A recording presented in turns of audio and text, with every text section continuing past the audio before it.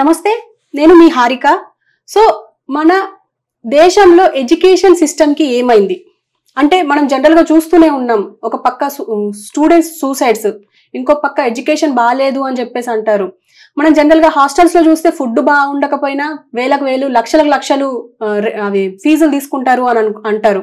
అసలు ఏం జరుగుతుంది అంటే మనం ఈ మధ్యనే ఎక్కువగా ఒక వీడియో వైరల్ అవుతుంది. ఏంటంటే 10th 2-3 days అవ్వక ముందే మళ్ళీ ఇంటర్ సిలబస్ స్టార్ట్ చేశారు అని చెప్పేసి ఒక వ్యక్తి ఆ ఇన్స్టిట్యూషన్కి వెళ్ళి గొడవ చేయడం జరిగింది. ఆ ఇన్స్టిట్యూషన్ కూడా సరిగ్గా రెస్పాండ్ అవ్వకుండా కవర్ చేయడానికి ప్రయత్నాలు కూడా చేసింది. సో ఇప్పుడు ఆ వ్యక్తే మనతో పాటు ఉన్నారు, క్రాంతి కుమార్ బండేలా. ఆయనతో మాట్లాడదాం. నమస్తే సార్. నమస్తే అండి. సార్, ఇప్పుడు మీరు ఇంత అగ్రెసివ్ గా వెళ్తున్నారు, అది కూడా శ్రీ చైతన్య నారాయణ లాంటి పెద్ద ఇన్స్టిట్యూషన్స్. ఎందుకంటే పెద్ద ఇన్స్టిట్యూషన్ చెప్పుకుంటున్నాం అంటే ఎవరికైనా డ్రీమ్ అనుకుంటారు, అది శ్రీ చైతన్యలో చదువుకోవాలి, నారాయణలో చదువుకోవాలి అని చెప్పేసి. అలాంటిది లక్షలు ఫీజులు వసూలు చేసి, అది కూడా అకాడమిక్ ఇయర్ స్టార్ట్ కాకముందే సిలబస్ స్టార్ట్ చేసేస్తున్నారు. దానిపైన మీరు ఫైట్ చేశారు. అసలు ఎలా సార్, మీ ఎలా స్టార్ట్ చేశారు? అంటే యాక్చువల్లీ మేము ఈ మొన్న పార్లమెంట్ ఎలక్షన్స్ లో కంటెస్ట్ చేయడం జరిగింది. కంటెస్ట్ చేసినప్పుడు ఏం జరిగిందంటే నార్మల్ గా మా నంబర్ అనేది కొంచెం ర్యాపిడ్ గా సర్క్యులేట్ అయింది. ఓ స్టూడెంట్ కాల్ చేశారు. మాది యువజన party, it's young people's party. కాబట్టి యూత్ ప్రాబ్లమ్ ని మేము ఫస్ట్ ప్రైమరీగా ఫోకస్ చేస్తాం. చాలా ఇష్యూస్ అంతకుముందు కూడా టేకప్ చేసినాం. బట్ ఇది ఏంటంటే స్టూడెంట్ కాల్ చేసి అన్న ఇట్లా కాలేజ్ పెట్టిర్రు అది ఇది అని అంటే మేము అనుకున్నాం కాలేజే కదా చదువుకోవడానికి ఏందా అన్నట్టుగా ఫస్ట్ ఇట్లనే ఇగ్నోర్ చేసినాం అనమాట. తర్వాత రిపీటెడ్గా కాల్స్, అన్న ఫుడ్ బాగాలేదు అంటే, అసలు మీరు ఎవర్రా ఏం చదువుతున్నారా అంటే మొన్ననే 10th అయిపోయిందన్న అన్నారు. అంటే ఫస్ట్ ఇయర్ అయిపోయిందా లేకపోతే 10th క్లాస్ అయిపోయిందా అంటే 10th క్లాస్ అయిపోయిందన్న అని అన్నారు. మీకు రిజల్ట్స్ ఇంకా రాలేవు కదా, ఇప్పుడేం క్లాసెస్ పెడుతున్నారా అని నేను షాక్ అయినాను. తర్వాత వేరే అమ్మాయిలు కూడా కొంతమంది గర్ల్స్ క్యాంపస్ నుండి కాల్ చేసి అన్న ఫెసిలిటీస్ అసలు బాగాలేవు, పేరెంట్స్కి ఏమేమో చెప్తున్నారు, మాకు చాలా ఇబ్బంది అనిపిస్తుంది అన్న, ఏంటి అర్థం అవ్వట్లేదు అన్న, మీరే ఏదో ఒకటి చేయాలన్న అంటే షాక్ అయిన ఉండే. అంటే జనరల్లీ అబ్బాయిలు అంటే కాలేజ్ ఎగ్గొట్టేసి వెళ్ళిపోదామని చూస్తుంటారు, అమ్మాయిలు చదువుకోవాలని కొంచెం మన దగ్గర రిజల్ట్స్ కూడా చూస్తే అమ్మాయిల పర్ఫార్మెన్స్ ఎడ్యుకేషన్ లో బెటర్ ఉంటుంది. బికాజ్ ఆఫ్ డెడికేటెడ్ గా ఉండాలని ప్రయత్నాలు చేస్తుంటారు. అంటే different reasons for that. So మేము ఏంటమ్మా ఇట్లా కాల్ చేస్తారు మాకు అని అంటే, సార్ నిజంగా సార్ చాలా ప్రాబ్లం అవుతుందంటే వెళ్ళినాం. ఇప్పుడు బేసిక్ గా రూల్ ఏంటి అని అంటే March 31st నుండి May 31st వరకు లీగల్లీ అన్ని కాలేజెస్ క్లోజ్డ్ ఉండాలి. ఎందుకు క్లోజ్ ఉండాలి అని అంటే, ఇప్పుడు నాది 10th క్లాస్ అయిపోయింది. 10th క్లాస్ అయిపోయినాక నేను డాక్టర్ అవ్వాలనా, యాక్టర్ అవ్వాలనా, లేకపోతే చార్టెడ్ అకౌంటెంట్ అవ్వాలనా, ఇంజనీర్ అవ్వాలనా, ఇంకేదన్నా లాయర్ అవ్వాలనా, ఇంకేదన్నా ప్రొఫెషనల్ ఎట్లా చూస్ చేసుకోవాలనే దానికి నాకు కొంచెం టైం కావాలి. And intermediate is a bridge. ఇప్పుడు 10th అయిపోయిన తర్వాత మనం చూస్ చేసుకునే ప్రొఫెషన్ కి దానికి దీనికి మధ్యలో ఇంటర్మీడియట్ ఎడ్యుకేషన్ సిస్టమ్ అనేది బ్రిడ్జ్ లాగా యాక్ట్ చేస్తుంది. అట్లాంటి ఇంటర్మీడియట్ ఎడ్యుకేషన్ సిస్టంలో ముందుకుంటా మనము ఆ టైమే ఇవ్వకుండా, ఇప్పుడు ఒక చిన్నగా మనము చూస్తాము ఏదన్నా కూడా ఒక మొగ్గ పువ్వు అయిన తర్వాత ఒకలాగా ఉంటుంది. ఇప్పుడు పండు కూడా పండిన తర్వాతనే మక్కిన తర్వాతనే మనం తింటాం. పిల్లలకు ఆ టైం కూడా ఇవ్వట్లేదు. కంప్లీట్లీ వాళ్ళను మీరు రావాలి, ఐఐటి ఇది చేయాలి అది చేయాలి అట్లా చేయాలి, వాళ్ళ ఫ్యూచర్ డిసైడ్ చేసే హక్కు మీకు ఎవరిచ్చారు? పేరెంట్స్కి కూడా హక్కు లేదు. పిల్లలు డిసైడ్ చేసుకోవాలి, నేను డాక్టర్ అవ్వాలి, నేను లాయర్ అవ్వాలి, నేను సింగర్ అవ్వాలి, నేను డాన్సర్ అవ్వాలి, నేను నా ఫ్యూచర్లో నేను ఇది అవ్వాలి అది అవ్వాలని ఏదైనా కానీ డిసైడ్ చేసుకునే హక్కు పిల్లలకే ఉండాలి. అవన్నీ వదిలేసి కాలేజ్లో పడి చావానంటే దట్స్ నాట్ రైట్. అండ్ అక్కడికి వెళ్ళి చూసినప్పుడు అక్కడ కన్స్ట్రక్షన్ అవుతున్న బిల్డింగ్స్ మధ్యలో పిల్లల్ని కూర్చోబెట్టి చదివిపిస్తున్నారు. సెల్లార్లలో దరిద్రంగా క్లాసులు చెప్పడం ఏంటండి, ఇవన్నీ చూసినాము, ఎక్స్పోజ్ చేసినాము. ఫస్ట్ మేము ప్రాపర్గా పద్ధతిగా కంప్లైంట్స్ ఇచ్చినాం, యాక్షన్ తీసుకోలేదు. తర్వాత రంగంలోకి దిగి ఎవిడెన్స్ అంతా సోషల్ మీడియా ప్లాట్ఫామ్స్ మీద అప్లోడ్ చేసినాం, యాక్షన్ తీసుకోలేదు. ఇంకేం చేయాలి అసలు? సో మా ఫైట్ అంతా ఏంది అని అంటే better education environment for the students. Okay, అసలు ఇంటర్మీడియట్ బోర్డు ఏం చెప్తుంది పిల్లలకి? ఎప్పటి నుంచి అకాడమిక్ ఇయర్ స్టార్ట్ అవుతుంది?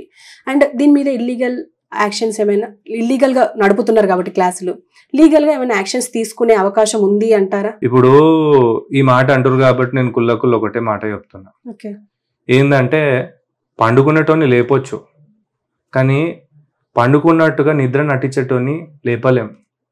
అదే పరిస్థితి ఇప్పుడు. నిజంగా నిద్రపోతే లేచి చూడండి సిచ్యువేషన్ ఇది అని మనం చెప్పొచ్చు. కానీ అక్కడ ఏమైపోతుంది అని అంటే ప్రభుత్వం ఈరోజు నిద్ర నటిస్తుంది, ప్రభుత్వ అధికారులు అందరూ నిద్ర నటిస్తున్నారు. చక్కగా అరే బాబు ఇగో కంప్లైంట్స్ క్లియర్గా ఇచ్చినాం మేము, దగ్గర 10-15 కంప్లైంట్లు అందరికీ ఇచ్చుకుంటూనే వస్తున్నాం. ఏప్రిల్ నుండి మొదలు పెడితే జూన్ 1 వరకు అన్ని కంప్లైంట్లు ఇచ్చినాం. యాక్షన్ తీసుకుర్రా? తీసుకోలేదు. ఎవిడెన్స్లు అంటారా? మీ కళ్ళ ముందే పెట్టినాం. సోషల్ మీడియాలో వీడియోలు అన్ని అప్లోడ్ చేసి పెట్టినాం. ఏ టైంకి పోయినాం, ఏ టైంకి వచ్చినాం అనేవి క్లియర్లీ, మేము ఏ డేట్స్కి అప్లోడ్ చేసినాం అనేది క్లియర్ ఎవిడెన్స్ సోషల్ మీడియా ప్లాట్ఫామ్స్లో అవైలబుల్ ఉంది. ఇంకా మూడో విషయం అంటారా, ఇంటర్మీడియట్ రూల్స్ ఉన్నాయి. మనకు రూల్స్ అన్ని వండర్ఫుల్గా ఉన్నాయి.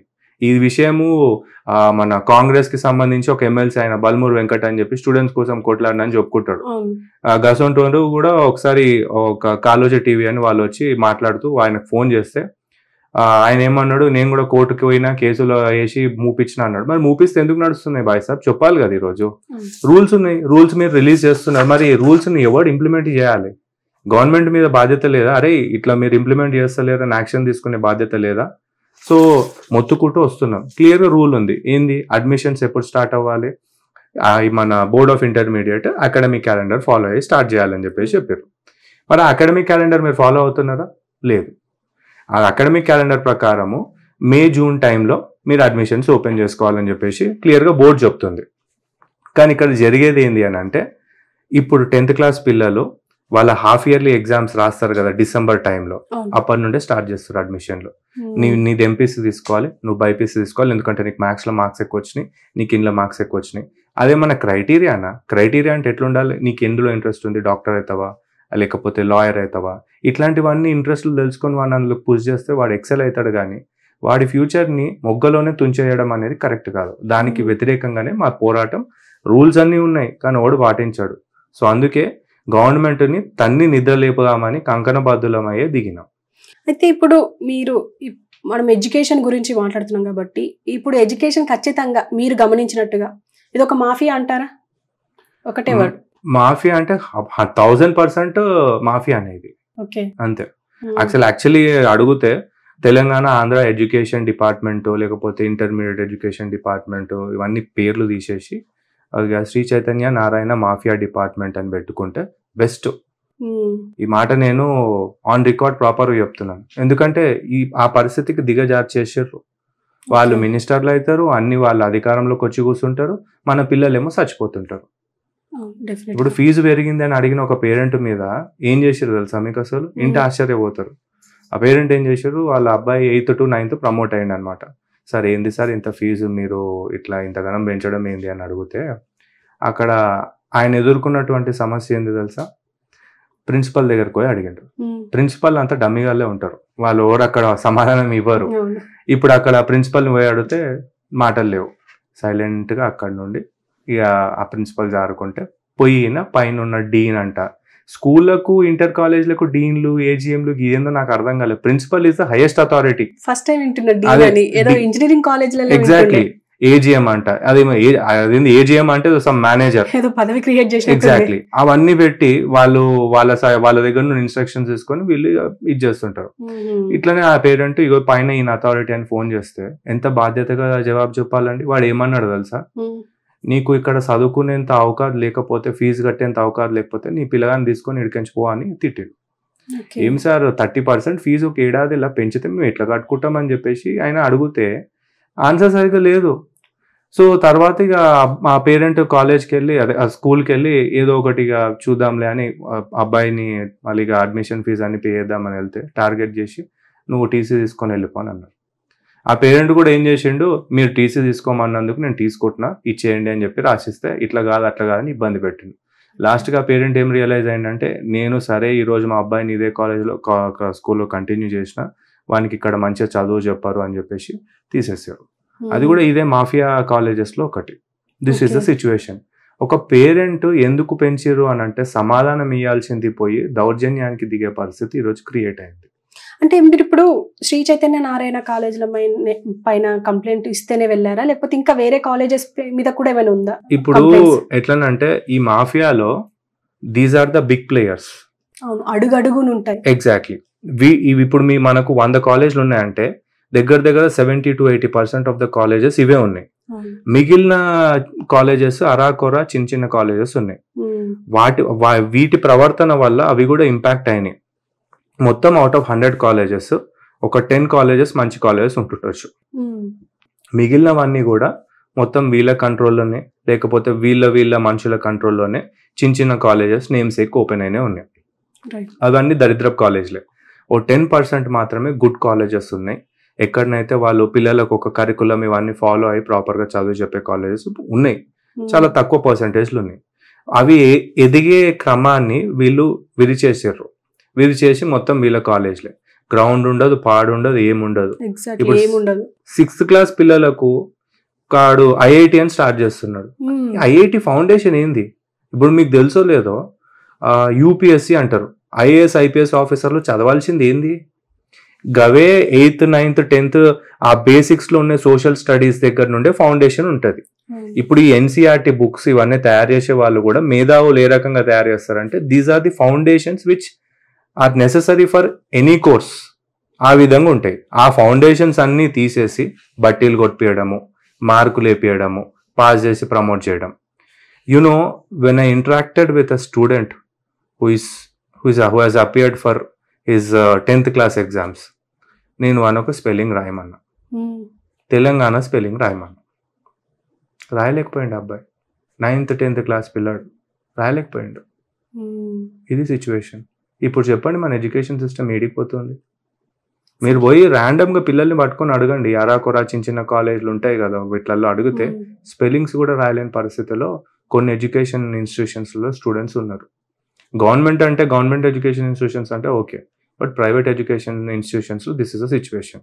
అండ్ ఇప్పుడు మనం మాట్లాడుకుంటే నేను గవర్నమెంట్ జెడ్పీహెచ్ఎస్సి, కానీ ఏంటంటే గవర్నమెంట్లో చదువుకున్న పిల్లల కంటే ప్రైవేట్లో చదువుకున్న పిల్లలు ఎక్కువగా అంటే మార్కులు కానీ అన్ని రకాలుగా వాళ్ళు బెటర్గా ఉంటారని చెప్పేసి వాళ్ళు పంపిస్తూ ఉంటారు. ఇప్పుడు అక్కడ లెక్చరర్స్ కి మినిమం అవగాహన లేదు అని చెప్పి చాలా మంది మాట్లాడుతూ ఉంటారు. మీరు ఎలాంటి రికగ్నైజ్ చేశారు ఈ లెక్చరర్స్ నుంచి? ఇప్పుడు టీచర్ అనేటోడు టీచింగ్ తప్ప మిగిలిన పూరంబోకు పనులన్నీ చేస్తున్నాడు. టీచర్ చేయాల్సిన పని టీచింగ్. కాలేజీలు టీచింగ్ చేయించట్లేదు. మీరు పోయి ఫస్ట్ ఇగో పిల్లలు సీజన్ వచ్చింది, ఈ సీజన్లో తిరగాలి, 2 నెలలు తిరిగి అడ్మిషన్లు పట్టుకురండి, అప్పుడే మీకు జీతాలు ఇస్తాం. మళ్ళీ దానికి తోడు నెక్స్ట్ ఇంకోటి ఏం చేస్తున్నారు తెలుసు? సరే వీళ్ళు అడ్మిషన్లు తీసుకొని వస్తారు, వీళ్ళకి ఆ కమిషన్లు ఇస్తారా ఇయ్యరు, జీతాలు ఇస్తారా ఇయ్యరు, అట్లా ఓ 2 నెలల జీతం హోల్లో పెట్టుకుంటారు. రీజన్ ఏంది అని అంటే, ఇప్పుడు వాళ్ళకి జీతం టైం టు టైం ఇచ్చేసారు అనుకోండి, వాళ్ళు కాలేజ్ వదిలేసిపోతారు. వీడు పెట్టే టార్చర్ భరించలేక నెల 2 నెలలు అట్లా హోల్లో పెట్టుకొని తిప్పించుకొని ఇబ్బందులు పెడితే వాడు పడి ఉంటాడు. ఇప్పుడు ఎప్పుడైనా కానీ ఒక మంచి అట్మాస్ఫియర్, ఫ్రీగా మైండ్ ఎక్స్ప్లోర్ చేసి టీచ్ చేసే అట్మాస్ఫియర్ కనుక ఉంటే మంచి స్టూడెంట్స్ని టీచర్లు తయారు చేయగలుగుతారు. వాళ్ళతోని ఈ పూరంబోకు పండింది టీచర్ల వాళ్ళు సేల్స్ రిప్రజెంటేటివ్సా?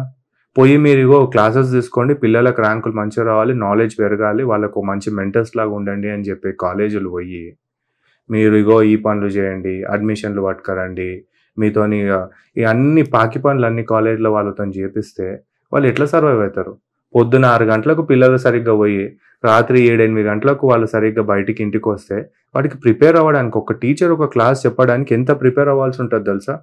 వాడు నోట్స్ రాసుకుంటారు, ఏ రకంగా ఎక్స్ప్లెయిన్ చేయాలి. పిల్లలు ఒక క్లాస్లో దగ్గర మనకు మంచిగా చదివేటోళ్ళు, చెడ్డగా చదివేటోళ్ళు, అంటే పూర్గా పర్ఫామ్ చేసేటోళ్ళు అందరూ ఉంటారు. అందరికీ అర్థమయ్యే విధంగా ఏ రకంగా చెప్పాలి. సో నేను నా మైండ్లో మంచిగా చదివే స్టూడెంట్ కాదు, పువర్గా పిక్ చేసే స్టూడెంట్ ఉంటాడు కదా, వాడిని దృష్టిలో పెట్టుకొని అందరికీ అర్థమయ్యే విధంగా క్లాస్ని ఏ రకంగా ప్రజెంట్ చేయాలని ఒక స్కిల్ని చంపేసారు ఈరోజు. ఇక టీచర్లు ఏడికని చదువులు చెప్తారు, ఆగమాగం అయిపోయినాయి. ఎందుకంటే సరిగ్గా చదివేవాడికి, అంటే ఎక్కువ కాన్సన్ట్రేట్ చేసి చదువుకునే వాడికి వాడు టెక్స్ట్ బుక్ ఇచ్చే చదివేస్తాడు. కానీ ఇప్పుడు వాళ్ళు లెక్చరర్స్ ఏం ఫోకస్ చేస్తున్నారంటే, డెఫినెట్ గా వీడు చదువుతాడు, ఓకే వీడికి అర్థమైపోయింది, అరే వాడికి ఎప్పుడా అని చెప్పేసి ఇలా వదిలేస్తున్నారు. ఇప్పుడు నేను గమనించింది, అంటే నేను చాలా రోజులు అయింది, నేను 2007 to 2009 ఆ టైంలో ఇంటర్మీడియట్ చదివినా. అయితే ఇట్లనే మాకు జూనియర్ లెక్చరర్లు ఉంటుండే. నేను కూడా ఈ కాలేజ్లలో బలైన ఒక విద్యార్థిని అనుకోండి. వాడు ఒక రోజు ఇట్లనే వచ్చిండు, వచ్చి నాకు ఇట్లా తిరుగుతున్నాడు, స్టడీ అవర్స్ అన్నారు. సో ఇది డౌట్ చెప్పండి అని అంటే, వాడు ఏం చేసిండు తెలుసా? ఒక గైడ్ తీసుకొని వచ్చిండు, ఇగో ఇది చూసుకోరా అని అన్నాడు. నేను వాని అమ్మ నా బుద్ధులు తిట్టిన. అరే నీకు సిగ్గుశరం ఉందారా, అసలు నీకు జీతం ఓడిస్తున్నాడు, అసలు కాలేజ్లో జాబ్ ఓడిచ్చిండు, అసలు నీ చిన్న సమ్ ఇది ఎక్స్ప్లెయిన్ చేయనీకి వస్తలేదు, నువ్వు కనీసము తెలుసుకొని నేర్చుకొని వచ్చి నాకు చెప్పినా నేను హ్యాపీగా ఫీల్ అయ్యేటోని, నీకు ఇంత ఫీజులు నేను ఎందుకు కడుతున్నాను రా అని చెప్పి నిలదీసి వాడిని అడిగితే వేరే ఇంకొకటి వచ్చిండు. వాడు ఫుల్ సీరియస్గా ఇట్లా ఇది ఇట్లా అట్లా చెప్తే అర్థం కాదు పిల్లలకు. బేసిక్ గా ఫౌండేషన్ ఎక్కడెక్కడ ఉంది, సో ఇది అని చెప్పి క్లియర్ గా వాళ్ళ మైండ్ కనెక్ట్ అయ్యేటట్టు ఉండాలి టీచర్. అవన్నీ వదిలేసి వాడు గైడ్ చూసుకోమంటాడు, ఇంకోటి వచ్చి సీరియస్ గా చెప్తాడు. ఇవన్నీ ఇప్పుడు పేరెంట్స్ ఇవి ఆ రోజు నేను 2007-9 లో ఉన్న సమస్యలు అనుకుని కాలేజీలు మూతపడిపోతేలే అనుకున్నా. ఇప్పుడు ఇవే పెరిగి ఒక భూతం లాగా తయారై పేరెంట్స్ ని తినేస్తున్నాయి. 1,50,000 ఒక ఏడాదికి ఫీజు ఏందండి ఇంటర్మీడియట్ చదువుకి? హాస్టల్లో అయితే దగ్గర 3 లక్షలు ఉంది ఫీజు. ఇంతగానము పేరెంట్స్, ఇప్పుడు ఒక పేరెంట్ మొన్న మన వీడియోస్ చూసి వాళ్ళ అబ్బాయిని ఒక గవర్నమెంట్ కాలేజ్ లో జాయిన్ చేసుకున్నాడు. Is very happy. ఆ అబ్బాయి కొడతాడు కూడా, ఆ ఫిజిక్స్ వాళ్ళది ఏదో సబ్స్క్రైబ్ చేసుకున్నాడు అంటే. ఎందుకు అని అంటే ఇప్పుడు ఆ అబ్బాయికి ఫీజు 5,000. ఆ అబ్బాయి మీద ప్రెషర్ లేదు. అరే మా నాన్న 1,00,000 కట్టిండు, 2 లక్షలు కట్టిండు, చదవకపోతే ఎట్లా, అది ఆ ప్రెషర్ లేదు. వాడు హ్యాపీగా చదువుకుంటాడు, రాకపోతే ఇంకోసారి రాసుకుంటాను అన్న ధైర్యం కూడా వాడికి ఉంటుంది. సో అట్లాంటి ధైర్యాన్ని మనం ఇస్తే పిల్లలు క్రాక్ చేస్తారు. ప్రెషర్లో పెడితే వాడు ఏం లేదు, రాకపోతే సూసైడ్ చేసుకుంటాడు. ఆ సూసైడ్ నంబర్స్ ఈ రోజు పెరిగిపోతుంది, డెఫినెట్ గా పెరుగుతున్నాయి. ఎందుకంటే ఒకప్పుడు ఇలాంటి సూసైడ్స్ ఎప్పుడు లేవు. అవును, అమ్మాయి ఏమో అన్నదని చెప్పేసి, ఎందుకంటే అది నీకు మార్కులు ఏం తక్కువ వచ్చినాయి బిడ్డ అని అంటది. అవును. కానీ ఇప్పుడు ఎలా ఉందంటే కాలేజ్లోనే నీకు మార్కులు తక్కువ వచ్చినాయి, నువ్వు బాగా పర్ఫామ్ చేయాలి, నెక్స్ట్ టైం బాగా చేయాలి. జనరల్ గా నేను 10th క్లాస్ వరకు ఫస్ట్ క్లాస్ స్టూడెంట్ ని. ఎప్పుడైతే కార్పొరేట్ లో జాయిన్ అయినో మొత్తం బ్యాక్ బెంచ్ లాగా నా పరిస్థితి అంతే అయిపోయింది. కానీ ఈ ఎడ్యుకేషన్ ఏదైతే ఉందో వాడు సరిగ్గా ఎక్స్ప్లెయిన్ చేస్తే మనం ఖచ్చితంగా చదువుతాం. కానీ చదవలేకపోతున్నాం అంటే డిఫెక్ట్ మనదా వాళ్ళదా? ఇప్పుడు ఒక ఫేమస్ సేయింగ్ ఉంది, అది ఏంటి అని అంటే, if you judge the ability of a fish by judge like దాన్ని ఏమంటారు, whether it can climb a tree or not అని ఒకటి ఉంది. జీవితాంతం అది దాన్ని అది ఫూల్ అనే అనుకుంటుంది. సో ద సేమ్ థింగ్ ఇక్కడ కూడా, you shouldn't judge the ability of a fish whether it can climb a tree or not. You should judge it how fast it can swim అన్న దాని మీద దాన్ని ఎబిలిటీని జడ్జ్ చేయాలి. అది చేయరు. ఇప్పుడు ఎడ్యుకేషన్ సిస్టంలో కూడా ప్రాబ్లం అదే వస్తుంది. ఎందుకు అని అంటే వాడికి ఇంట్రెస్ట్ ఉందా లేదా. ఫస్ట్ థింగ్, నాకు కూడా బీటెక్ అంటే ఇంట్రెస్ట్ లేకుండే, కానీ చేయాల్సిన పరిస్థితి వచ్చింది. ఆ తర్వాత నాకు లా ఇంట్రెస్ట్ ఉండే, నేను పోయి అందరితో గొడవపడి నానా రాద్ధాంతాలు పెట్టుకొని మరి లా కంప్లీట్ చేసినాయి కావచ్చు. సో ఇప్పుడున్న సిచ్యువేషన్లో కాలేజ్ అనేది కాలేజ్ లాగా ఉండదు, స్కూల్ అనేది స్కూల్ లాగా లేదు. కంప్లీట్లీ అది ఏంటంటే ఒక జైలు అంటారు కదా, జైళ్ళలో ఖైదీల లైఫ్ ఇంకా బెటర్. ఓ రాక్షస కూపాల లాగా ఉన్నాయి. అందులో పోయారంటే స్టూడెంట్ బతుకుంటాడా చచ్చిపోతాడా గ్యారంటీ లేదు. 2 ఏళ్ళు ఇంటర్మీడియట్ అయ్యేలోపు. స్కూల్ పిల్లల పరిస్థితి కూడా అంతే ఉంది. మనకు ఎడ్యుకేషన్ అనేది ధైర్యాన్ని ఇవ్వాలి, ధైర్యాన్ని ఇస్తలేదు, మనల్ని ఇంకా ఇబ్బంది పెడుతుంది. అండ్ ఇంకోటి ఏంటి అంటే ఇప్పుడు మనకు కొన్ని కంప్లైంట్స్ వచ్చినాయి. నాకు చాలా బాధ అనిపించింది. ఎట్లా అంటే కొంతమంది, ఒక అమ్మాయి ఇట్లనే కాల్ చేసి ఏడుస్తూ బాధతో మాట్లాడింది నాతో. ఏమైందమ్మా చెప్పమ్మా అని అంటే, అన్న ఎందుకో మీతో మాట్లాడితే కొంచెం ధైర్యం అనిపిస్తుందని కాల్ చేసి మాట్లాడుతున్నా అంటే, చెప్తా లేని బాధ ఏంది అని అంటే, అన్న విపరీతమైన కడుపు నొప్పి అన్న, అస్సలు తట్టుకోలేకపోతున్నాను. ఇక్కడ కనీసం బాధ చెప్పుకుందామంటే మంచి సపోర్టింగ్ ఫీమేల్ లెక్చరర్ కానీ స్టాఫ్ కానీ లేరు. ఏం చేయాలో అర్థమవుతలేదన్న. వాష్రూమ్స్ యూజ్ చేసుకుందామంటే చాలా అన్హైజీనిక్ ఉన్నాయి అని అంటే, మీకు అర్థమై ఉంటుంది ఆ అమ్మాయి దేని గురించి మాట్లాడింది. అంటే నాకు అనిపించింది అనమాట, అరే అమ్మాయి అట్లా చెప్తుంది, సరిగ్గా టాయిలెట్ సరిగ్గా లేవంట, ఆడ వాళ్ళకి ఏమన్నా చెప్తే తిడుతున్నారంట. ఇప్పుడు అట్లాంటి ప్రాబ్లం ఒకటి, అమ్మాయిలకు మంత్లీ ఒకసారి అట్లాంటి ఇష్యూ వస్తున్నప్పుడు వాళ్ళకు కొంచెము హెల్దీ అట్మాస్ఫియర్లు ఉంటే వాళ్ళు స్ట్రెంగ్త్గా ఫీల్ అవుతారు. అట్లాంటి టైంలో ఇట్లా చేసేసరికి అన్న ఏం చేయాలి నాకు అర్థమవుతలే అంటే, మీరు నమ్ముతారో లేమన్నా నాకు తలకాయ ఎక్కడ పెట్టుకోవాలని అర్థం కాలేదు. అదే ఏడ బతుకుతున్నాం రా మనము అని నాకు చాలా బాధ వేసింది. అమ్మాయి తర్వాత నువ్వేం టెన్షన్ పడకమ్మా, నీకేమైనా ప్రాబ్లం ఉంటేమన్నా అంటే, అన్న జస్ట్ మీ వాయిస్ ఇందామని ఫోన్ చేసినాను అన్న, చాలా థ్యాంక్స్ అన్న అని చెప్పేసి ఫోన్ పెట్టేసి నాకు చాలా బాధ అనిపించింది.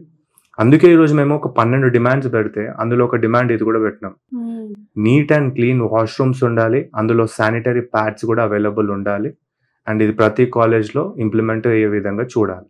ఎగ్జాక్ట్లీ, ఎందుకంటే కార్పొరేట్ కాలేజ్ అన్న ముచ్చట్నే కానీ అందులో మార్నింగ్ వచ్చి క్లీన్ చేసి వెళ్ళిపోతారు, మళ్ళీ రేపు మార్నింగ్ వచ్చి క్లీన్ చేస్తారు. అంతకుముందు అందులో ఆ క్యాంపస్ మొత్తంలో దగ్గర దగ్గర 1000 మెంబర్స్ ఉంటారు, డే స్కాలర్స్, హాస్టలర్స్. ఇప్పుడు నేను ఎక్స్పీరియన్స్ చేసిన దాన్ని బట్టి అందరూ అదే వాష్రూమ్ యూజ్ చేస్తారు. వాష్రూమ్స్ లిమిటెడ్ ఉంటాయి, మళ్ళీ దాన్ని ఎంత హైజీనిక్ చేస్తారంటే ఇక చెప్పక్కర్లేదు. జనరల్గా పబ్లిక్ టాయిలెట్స్ ఉంటాయి కదా, అంతకన్నా హీనంగా ఉంటాయి. I understand. అది ఎందుకు అని అంటే ఇప్పుడు ఒక హాస్టల్ కెపాసిటీ 100 అనుకోండి, వీళ్ళు 500 మందిని కుక్కుతారు. ఎగ్జాక్ట్లీ. సో అక్కడ అవి ఆ టాయిలెట్స్ కూడా 100 మెంబర్స్కి ఈ టైంలలో క్లీన్ చేస్తే బాగుంటాయి. 500 మెంబర్స్ని కుక్కినప్పుడు అవి క్లీన్గా ఉండవు. అండ్ ఇంకో సర్ప్రైజింగ్ విషయం ఏంటంటే అవి క్లీన్ చేయడానికి ఛార్జెస్ కూడా స్టూడెంట్స్ దగ్గర నుండి స్పెషల్ ఫీజు లాగా వసూలు చేస్తున్నారు. మరి అవి ప్రొవైడ్ చేయాలి కదా. ఈరోజు మేము అడుగుతుంది ఒకటే, చాలా మంది ఎడ్యుకేషన్ ఫ్రీ ఉండాలి, అది ఉండాలి, ఇది ఉండాలని చాలా మాట్లాడతారు. మేము ఖచ్చితంగా ఎడ్యుకేషన్ని ఫ్రీగా ప్రతి ఒక్కరికి చేయాలన్న ఉద్దేశంతోనే వర్క్ చేస్తున్నాం. బట్ అదంతా సెకండరీ.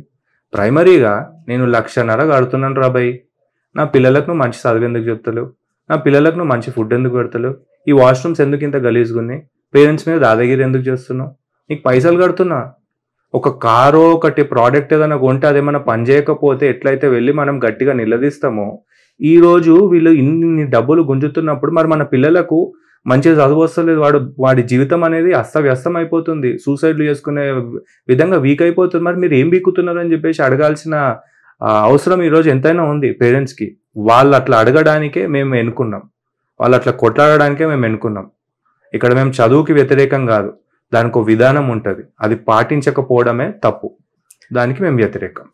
రైట్. మీరు అన్నట్టుగా పేరెంట్స్ కి అవన్నీ తెలవాలి అంటే ఫస్ట్ వాళ్ళని లోపలికి అలో చేయాలి, వాళ్ళని రిసెప్షన్ దగ్గరనే ఆపేస్తారు.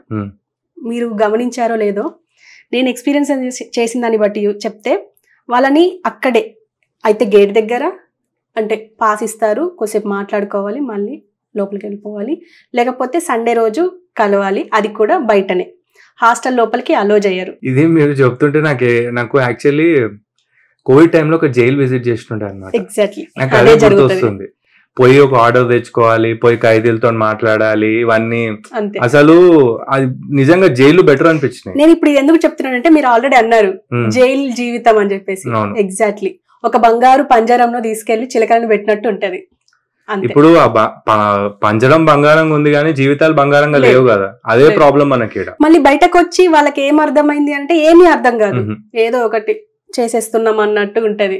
కొంతమంది బయటపడతారు, కొంతమంది బయటపడలేక ఎడ్యుకేషన్ ఆపేసి ఇంట్లోనే పెళ్లిళ్ళు చేసుకుని ఉన్న పరిస్థితులు నా ఫ్రెండ్స్ లో ఉన్నాయి, నా సర్కిల్లో. అంటే ఇప్పుడు అమ్మాయిలకు అదొక ఛాలెంజ్ డిఫరెంట్ గా ఉంటది.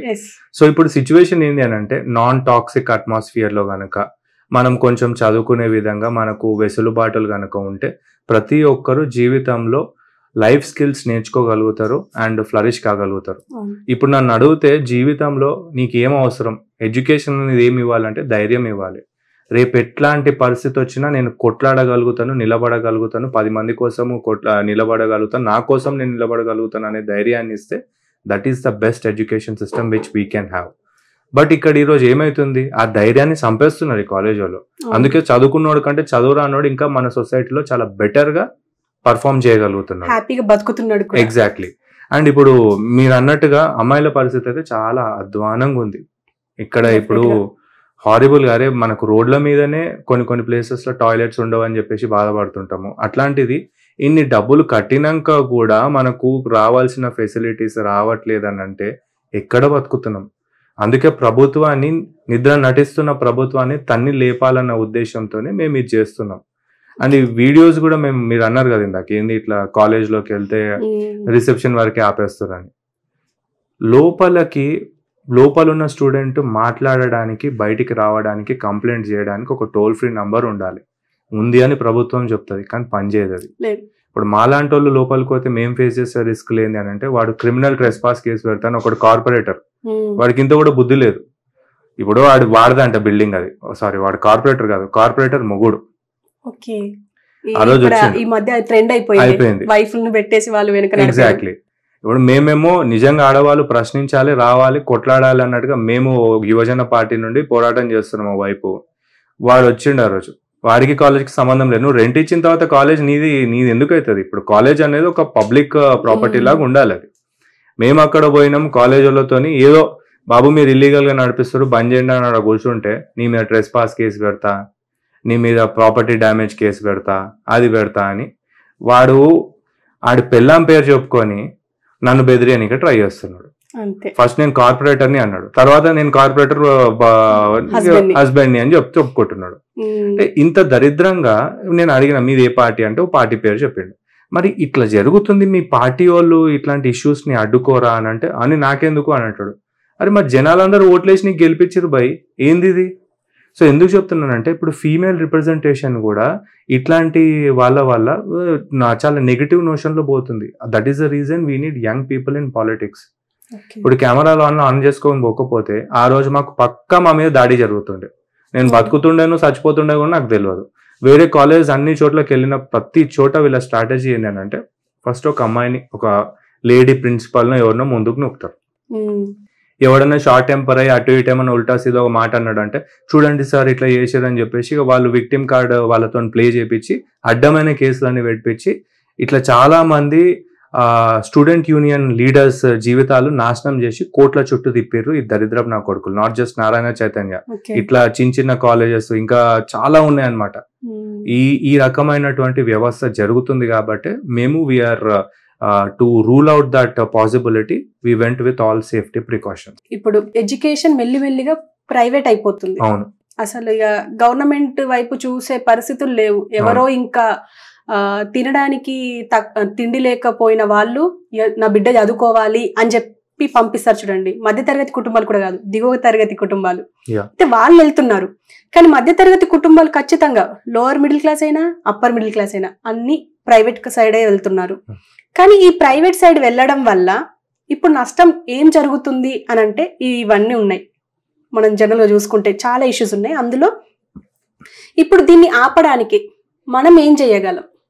ఇప్పుడున్న సిచ్యువేషన్లో ఒకటి ఏంది అని అంటే ఏదైనా సరే మంచి రాజకీయ మార్పు వల్లనే వ్యవస్థలో మార్పు అనేది సాధ్యమవుతుంది. ఇప్పుడు మనం చూసుకుంటే పాస్ట్ చూసుకుంటే కొన్ని మూమెంట్స్ చూసుకుందాం. మనకు ఇండియాలో కొన్ని సిచ్యువేషన్స్ బాగాలేవు. బ్రిటిషర్స్ టైంలో వాళ్ళకు వ్యతిరేకంగా పోరాటం చేసినాం, మన ఇండిపెండెన్స్ మనకు కావాలని తెచ్చుకున్నాం, వచ్చింది మనకి ఇండిపెండెన్స్. తర్వాత చాలా విషయాలు అనుకున్నట్టుగా జరగలేవు. స్టిల్ అప్పుడున్న ప్రాబ్లమ్స్తోనే ఈరోజు కూడా పబ్లిక్ సఫర్ అవుతున్నారు. ఈవెన్ తెలంగాణ రాష్ట్ర ఏర్పాటులో కూడా అదొక పొలిటికల్ మూమెంట్ అయినప్పుడే మనకు సొల్యూషన్ అనేది వచ్చింది. ఈరోజు ఈ విద్యా వ్యవస్థ బాగుపడాలన్నా కూడా we need right thinking people in politics. ఈరోజు ముఖ్యమంత్రికి తెలియదా ఇట్లా జరుగుతున్నాయని చెప్పేసి? ఆయన ఇక్కడ శిష్యుడు ఇక్కడ కూర్చుంటే గురువు పక్క రాష్ట్రంలో కూర్చొని ఈ మాఫియా కింగ్ అయినటువంటి నారాయణ అనే వ్యక్తిని మినిస్టర్ చేసి కూర్చుండబెట్టారు. సో ఇప్పుడు ఇక్కడ ఇంత ఓపెన్గా ఇంత బ్లేటెంట్గా నడుస్తుంది వ్యవస్థ. దీనిపైన ఒక రాజకీయ పోరాటమే కరెక్ట్. అది it is inevitable to happen. ఈరోజు మేము ఈ అజెండా తీసుకున్న తర్వాత ఎంతోమంది పేరెంట్స్ ఫోన్ చేశారు, ఎంతోమంది స్టూడెంట్స్ మాకు ఫోన్ చేశారు, ఎంతోమంది సఫర్ అయిన మీలాంటి నాలాంటి వాళ్ళు ఎవరైతే ఈ కాలేజెస్లో చదివి సఫర్ అయిన వాళ్ళు ఉంటారు. కెరియర్ లాస్ అయిపోయింది. అరే నా కెరియర్ ఇట్లా ఎందుకు అయిపోయిందో అని చూస్తే లాస్ట్ 2 ఏళ్ళే నైట్ మేర్ లాగా ఉన్నాయి. సో ఇట్లాంటి సిచ్యువేషన్స్ని ఫేస్ చేసిన ప్రతి ఒక్కరు మాకు కాల్ చేసి రిపీటెడ్లీ ఒకటే చెప్తున్నారు అన్నట్టు, ఏంటి అని అంటే this is what has happened in my life also అని. సో ఇట్లాంటి పరిస్థితుల్ని మనం ఎదుర్కొన్నాం కాబట్టి ఈ సిచ్యువేషన్ చేంజ్ అవ్వాలంటే it is only possible when young people who actually want to see some change enter into politics and get into power, form the government and take action. Exactly మీరు అన్నట్టుగా ఇప్పుడు ఏపీలో మినిస్టర్ అయ్యారు నారాయణ ఆయన. కానీ ఇప్పుడు ఆయనకి ఒక మినిస్టర్కి మీరు వ్యతిరేకంగా వెళ్తున్నారు. ఎలాంటి థ్రెట్స్ రావట్లేదా? థ్రెట్స్ అంటే చూడండి, I don't want to say all those things, ఎందుకంటే అవన్నీ అక్యూజేషన్స్ లానే ఉంటాయి. ఒకటి ఏంటి అని అంటే there are some people who are following us, రెక్కిల్లాగా చేస్తున్నారు, చూస్తున్నారు, అవన్నీ చూస్తున్నాం. మేము భయపడం. ఎందుకు అని అంటే చావుని నేను 19వ ఏటనే చాలా దగ్గరగా చూసినాను. చావంటే నాకు భయం లేదు. ఈ రోజు నేను బతుకున్నందుకు చాలా హ్యాపీగా ఫీల్ అవుతున్నాను. ఎందుకంటే ఇట్లాంటి పోరాటంలో ఒకవేళ ప్రాణం పోగొట్టుకునే పరిస్థితి వచ్చి ప్రాణాన్ని త్యాగం చేయాల్సిన పరిస్థితి వచ్చిందంటే నా జీవితం సార్థకం అయిపోతుంది. సో అట్లాంటి వాటి గురించి నేను భయపడను. సంపుతారా సంపేయండి. ఎందుకంటే ఇట్లాంటి చాతగాని వ్యవస్థలో చాతగాని వాడిలాగా మిగిలిపోవడం కంటే కూడా సావడం అనేది పోరాటం చేసుకుంటూ 100 రెట్లు మేలు. ఈరోజు మేము చేస్తున్నది కూడా ఏం డిఫరెంట్ కాదు. ఎప్పుడో జరిగిందే ఇప్పుడు కూడా జరుగుతుంది. ఈవెన్ మీరు భగవద్గీతలో కూడా చూసుకుంటే అంటే రిలీజియస్ బిలీవ్స్ ఎవరు ఎక్కడ ఎట్లున్నా కూడా I don't want to say it on religious lines. అందులో క్లియర్ ఒకటి ఉంటుంది, కర్మణ్యేవాధికారస్తే మా ఫలేషు కదాచన మా కర్మఫల హేతుర్బర్మతే సంగోత్సవ కర్మని, which means do your duty without any expectation. This is what lord Krishna said to Arjuna. ఈరోజు మేము కూడా అదే చేస్తున్నాం. ఏం జరుగుతుందో తెలియదు, ఏమవుతుందో తెలియదు. ఈరోజు ఈ పోరాటం అనేది అనివార్యమైంది కాబట్టి మేము పోరాడతాం, ఖచ్చితంగా పోరాడుతూనే ఉంటాం. ప్రాణం పోతుందా పోనివ్వండి, మాకు అట్లా పోతే మాకు వీర స్వర్గం దొరుకుతుంది, లేదా ఈ వ్యవస్థను మారవడానికి మాకు ఒక అవకాశం దొరుకుతుంది. ఓకే, ఫైనల్ గా అయితే మీరు ఈ ఎడ్యుకేషన్ సిస్టమ్ మీద ఫైట్ చేస్తూనే ఉంటారంటారు? డెఫినెట్లీ, ఇది ఒకటే కాదు, ఇంకా చాలా ఉన్నాయి, బట్ ఇది మా బిగినింగ్. ఓకే, అండ్ మీరు మీ పార్టీ యువజన పార్టీ అయితే ఏదైతుందో దాని ఉద్దేశాలు ఎడ్యుకేషన్ పర్పస్ అయినా ఇంకా వేరే ఉద్దేశం ఏమైనా ఉందంటారా? ఇప్పుడు ఉన్న పరిస్థితిలో మనం గనక చూసుకుంటే, మన దేశ జనాభా గనక చూసుకుంటే almost more than 65% of the population of this country is young. అంత యంగ్ పాపులేషన్ ఉన్న మన కంట్రీకి అసెంబ్లీలో పార్లమెంట్లో కూర్చున్న వాళ్ళ యావరేజ్ ఏజ్ కనుక తీస్తే, పార్లమెంట్లో కూర్చున్న వాళ్ళ యావరేజ్ ఏజ్ కనుక తీస్తే 62 years. Indian population average age ఏంది కనుక చూస్తే 28 years. సో ఇప్పుడు పిల్లలు ఎంత ఫాస్ట్గా ఉంటున్నారు అంటే, పుట్టగానే స్మార్ట్ ఫోన్స్, వాళ్ళకి మీకు నాకు తెలియదు, వాళ్ళకి అన్ని విషయాలు తెలిసిపోతున్నాయి. మీరు నేను చూడని వాళ్ళు చూస్తున్నారు. సో మన పాత జనరేషన్ మన ప్రాబ్లమ్స్ని అర్థం చేసుకోలేదు, కానీ మనము మన పిల్లల థాట్ ప్రాసెస్ని అర్థం చేసుకోవడానికి ప్రయత్నిస్తున్నాం. వాళ్ళేమో మీరు ఇలాగే ఉండాలంటారు, మనమేమో ఇలా కూడా ఉండొచ్చు, అందులో తప్పు లేదనే ఆలోచన విధానం ఉంటుంది, విచ్ ఈస్ రైట్. ఈరోజు మన ఫ్యూచర్ మనం డిసైడ్ చేసుకునే సిచ్యువేషన్లో మనం లేనప్పుడు we need a political change. ఇంకెన్ని రోజులు ఈ ముసలోళ్ళు కూర్చొని యువత జీవితాన్ని నాశనం చేస్తుంటారు? వాళ్ళు ఇప్పుడు రిటైర్ అయి పక్కకు జరిగి యువతకు అవకాశం ఇవ్వాల్సినటువంటి టైం వచ్చింది. దాని గురించే మా పోరాటం. అండ్ సమస్యలు అన్నారా, ఖచ్చితంగా అన్ని సమస్యల మీద పోరాటం చేస్తాం. ఇది ఎడ్యుకేషన్ సిస్టమ్ అయి ఉండొచ్చు, హెల్త్ కేర్ సిస్టమ్ అయి ఉండొచ్చు, what ever it may be. పబ్లిక్కి కావాల్సిన మంచి జరగాలి అనే ఉద్దేశంతో మేము ఫైట్ చేస్తున్నాం. ఇక్కడ మీరు కరెక్ట్గా ఉన్నారా, మీరు రాంగ్గా ఉన్నారా, మీరు ఏం శుద్ధపూసలా మంచోళ్ళ అంటే ఎవడు శుద్ధపూస కాదు. ప్రతి ఒక్క మనిషి తప్పు చేస్తాడు జీవితంలో. ఈ విషయం నేను యువతకు కూడా చెప్తున్నాను. చాలా మంది కొన్ని కన్ఫ్యూజన్స్ ఉన్నాయి, నేను కరెక్టా రాంగా అంటే. మనం తప్పులు చేస్తాం because we're young people, we don't know ఇది తప్ప ఒప్ప తెలియదు మనకు. ఓన్లీ ఏంటి అంటే ఆ తప్పులు తెలుసుకొని ఇంకోసారి చేయకుండా రైట్గా అడుగులు ముందుకేయడమే ఇంపార్టెంట్. ఎందుకంటే నువ్వు తప్పు చేసినావు, ఇది చేసినావు, అది చేసినావు అని అక్యూజ్ చేసి యూత్ మొత్తం మైండ్ సెట్ని మొత్తం మొగ్గలోనే తుంచేసే ప్రయత్నం చేస్తారనమాట. చాలా ఉన్నాయి ఈరోజు అట్లా ఒక్కొక్కటి చెప్పుకుంటూ పోతే చాలా ప్రాబ్లమ్స్ మనం చూస్తాం అనమాట. అరే వీడు దీంతో సఫర్ అవుతారు, అరే ఇది కాదరా, ఇది నార్మలే, అందరూ ఇదే ఫేస్ చేస్తున్నారు అనే విధంగా చాలా సమస్యలు ఉన్నాయి. వాటి గురించి నేను డీప్గా వెళ్ళాను, కానీ అట్లాంటి వాటన్నిటి నుండి వాళ్ళ మైండ్ని బయటికి పడేయడం అనేది చాలా ఇంపార్టెంట్. ఎందుకంటే అప్పుడే వాడు రాజకీయంగా ఫైట్ చేయగలుగుతాడు. రాజకీయంగా ఇది కరెక్టే, నేను చేసిన తప్పుకి నేను బాధ్యుని కాదు, నా ముందున్న అదేంది 62 ఏళ్ళోడు ఎవడైతే అసెంబ్లీలో కూర్చున్నాడో, పార్లమెంట్లో కూర్చున్నాడో వాడు బాధ్యుడు. కాబట్టి ఇట్లాంటివన్నీ అర్థం చేపించడానికి ట్రై చేస్తున్నాం. ఎందుకంటే ఈరోజు సొసైటీలో ఈ రకమైన చేంజెస్ని మనం ఏవైతే చూస్తున్నామో, ఒకటి కాలమాన పరిస్థితిలో, రెండోది ఆ రోజు వాళ్ళు ఇప్పుడున్నటువంటి ఈ పెద్దవాళ్ళు చేసిన తప్పుల వల్ల ఈరోజు యూత్ సఫర్ అవుతుంది. అండ్ ఈరోజు ఏదైనా తప్పు జరిగితే ఇన్స్టాంట్లీ మనం చూస్తున్నాం దాని రిపర్కషన్స్. అప్పుడు చేసిన తప్పులకు ఇప్పుడు లాంగ్ టర్మ్ లాసెస్ చూస్తున్నాము. బట్ ఇప్పుడు చేస్తున్న తప్పులకు కొన్నిటికి 5-10 ఏళ్లలోనే డిస్ట్రక్షన్ సివియర్గా మ్యాసివ్గా చూసే స్టేజ్కి పరిస్థితులు వచ్చేసినాయి. కాబట్టి ఈరోజు we're there to fight for problems of everyone. And we want young people to take lead and the older generation to guide the young ones as their responsibility in Indian politics. Okay sir. And sir ఇప్పుడు జనరల్గా ఇంకో question ఏంటంటే పిల్లలు school టైంలో ఏదైతే ఉన్నదో వాళ్ళు 8th క్లాస్లో ఉంటారు, 8th చదువుతూనే మళ్ళీ 9th వచ్చేసి చదువుతారు. అంటే ఒక క్లాస్ ముందే చదివేస్తుంటారు. ఆ సమ్మర్ హాలిడేస్ ఏదైతే ఉందో అప్పుడే చదివేస్తారు డెఫినెట్ గా.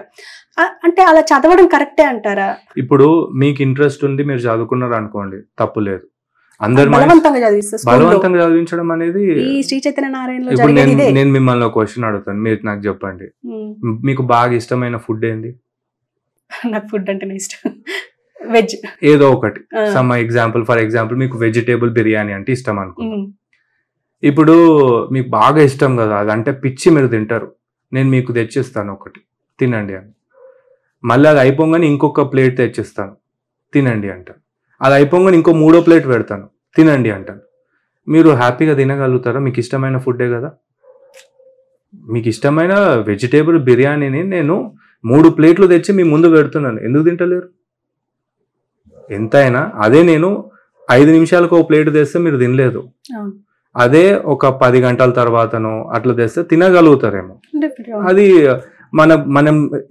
మన ఇంటేక్ కెపాసిటీ అట్లుంటది. అదే పిల్లలకు బలవంతంగా మీరు కూర్చొని చదవండి అని బ్రెయిన్లో కుక్కనిక చూస్తే పోదు. ఇప్పుడు పిల్లలకు బలవంతంగా చదివించడం కాదు, వాడికి ఒక పాజిటివ్ అట్మాస్ఫియర్ని క్రియేట్ చేయడం ఇంపార్టెంట్. ఇప్పుడు జీవితంలో బాధపడడము, అదేంది ఓటమి, గెలుపు, ఇట్లాంటి ఫీలింగ్స్ అన్నిటినీ ఎక్స్పీరియన్స్ చేయాలి. అట్లాంటి వాటన్నిటిని స్పోర్టివ్గా తీసుకోవాలని మనం ఒక మాట అంటాం. ఆ స్పోర్టివ్నెస్ అనేది స్పోర్ట్ నుండి వస్తుంది. సో ఈ ఫీలింగ్స్ అనేటివి పిల్లలు గ్రౌండ్లో ఆడుకుంటూ పడి లేచి ఓడి గెలిచి నేర్చుకుంటారు. అదే లేనప్పుడు స్పోర్టివ్నెస్ ఎడికైనా వస్తుంది, వాడు మెంటలీ గ్రో ఎక్కడవుతాడు. సో ఇప్పుడు ఈ హాలిడేస్ కూడా పర్పస్తో ఉంటాయి, పిల్లలు ఆడుకోవడానికి, బ్రేక్, ఆలోచించుకోవడానికి. మనం ఎగ్జామ్స్లో ఇవి రాసినాం రా, ఇది కరెక్ట్ కాదు, ఇది రాంగ్, ఇది ఇట్లా అని అనలైజ్ చేసుకోవడానికి, బయట సొసైటీని ఎక్స్ప్లోర్ చేయడానికి, ఓవరాల్గా డెవలప్ కావడానికి ఉంటాయి అన్నమాట. ఈరోజు నన్ను అడిగితే పిల్లలు బయట బతకలేకపోతున్నారు, రీజన్ ఏంటి అని అంటే వాడికి ఎడ్యుకేషన్ సిస్టమ్ ధైర్యం ఇస్తలేదు. అట్లాంటి ధైర్యాన్ని ప్రొవైడ్ చేసే ఎడ్యుకేషన్ సిస్టమ్ కావాలి. అట్లాంటి ధైర్యాన్ని ప్రొవైడ్ చేసే మెంటర్షిప్ ఈరోజు పిల్లలకు అవసరం. We need good mentors. ఇప్పుడు మన యువజన పార్టీ కాన్సెప్ట్ కూడా young people taking lead, older generation guiding them అంటే it's more or less mentorship. సమాజంలో ఉన్న పెద్దవాళ్ళందరూ వాళ్ళ నాలెడ్జ్ని ఉన్న యంగ్ జనరేషన్కి ట్రాన్స్ఫర్ కరెక్ట్గా చేయగలగాలి. అది బ్రేక్ అయింది మధ్యలో, దాన్ని మళ్ళీ బిల్డ్ చేసి ఆ నాలెడ్జ్ ట్రాన్స్ఫర్ని కనుక కరెక్ట్గా మనం చేయగలిగితే ఖచ్చితంగా చాలా విధాలుగా మనం మార్పులు చూడగలుగుతాము. అండ్ మీరు అన్నట్టుగా ఇక్కడ కూడా ఇప్పుడు మీకు ఫుడ్తో ఎగ్జాంపుల్ ఇచ్చినాను. చిన్న ఫనల్ ఉంటుంది, ఆ ఫనల్లో మీరు 10 లీటర్లు ఒకటేసారి పోయలేరు. దాని అవుట్లెట్ని తగ్గట్టుగానే మీరు అందులో ఏదైనా లిక్విడ్ పోయగలుగుతారు. అది మాత్రమే ఏ బాటిల్లోనైనా ఎంతనైనా చేరుకోగలుగుతుంది. 1 లీటర్ బాటిల్ నింపడానికి మీరు 10 లీటర్లు ఒకటేసారి పోస్తా అంటే వేస్ట్ అయిపోతుంది తప్ప ఏం కాదు. ప్రెషర్ బిల్డ్ అవుతుంది అండ్ అన్నెసెసరీ కాంప్లికేషన్స్ ఫేస్ చేస్తాం. ఈ రోజు మన యూత్ అదే ఫేస్ చేస్తుంది, which is not at all right. మీరు అన్నట్టుగా మెంటర్ అన్నారు కాబట్టి మనకు ఒకప్పుడు మెంటర్ అంటే టీచరే. యా, ఇంట్లో మదర్ అయితే తర్వాత టీచరే ఉంటారు, ఎందుకంటే ఎక్కువసేపు వాళ్ళతోనే స్పెండ్ చేస్తాం కాబట్టి. ఇప్పుడు ఆ టీచర్ కరువు అయ్యారంటారా? ఈ రోజు ఒకటి ఏంటంటే పేరెంట్స్ కూడా ఒకటి క్లియర్గా చెప్తున్నాను, పిల్లల అప్బ్రింగింగ్ లో పేరెంట్స్ రోల్ చాలా క్రూషియల్. ఎందుకంటే పేరెంట్స్ నుండి కూడా ఇప్పుడు I'm not a big follower of anyone, అంటే నేను ఫాలో అవ్వను. మీరు ఏమైనా మంచి చెప్తే మంచి అంటాను, చెడు చెప్తే చెడు అని అంటాను, అంతే. సో సద్గురు మాట ఒకరోజు ఒక వీడియో చూసిన అనమాట. అందులో ఆయన అంటాడు అనమాట, ఇప్పుడు మంచి తల్లిదండ్రులు ఎట్లుండాలి, ఇట్లాంటి క్వశ్చన్స్ ఆయన అడిగారు అనమాట. పిల్లల్ని ఎట్లా పెంచాలి మంచిగా అని అంటే, పిల్లల్ని మంచిగా పెంచాల్సిన అవసరం లేదు. మీరు మంచిగా ఉంటే పిల్లలు ఆటోమేటిక్గా వాళ్ళు నేర్చుకుంటారు. ఎందుకంటే ఒక పులి ఉంది, ఆ పులి ఎక్కడి నుండి నేర్చుకుంటుంది? దాని పులి క్వాలిటీస్ మదర్ నుంచి, పేరెంట్ పులి నుండే నేర్చుకుంటుంది. సో ఒక పిల్లి పేరెంట్ పిల్లి నుండే నేర్చుకుంటుంది. సో పేరెంట్స్ ఎట్లయితే ఉంటారో ఆబ్వియస్లీ ఆ ఇన్ఫ్లుయెన్స్ అనేది పిల్లల మీద ఖచ్చితంగా ఉంటుంది. సో మీరు పేరెంట్స్ పిల్లలు మంచిగా ఉండాలని కాదు, ఫస్ట్ మీరు మంచిగా ఉండండి, ఆటోమేటిక్గా పిల్లలు ఆ క్వాలిటీస్ని పిక్ చేసుకుంటారు.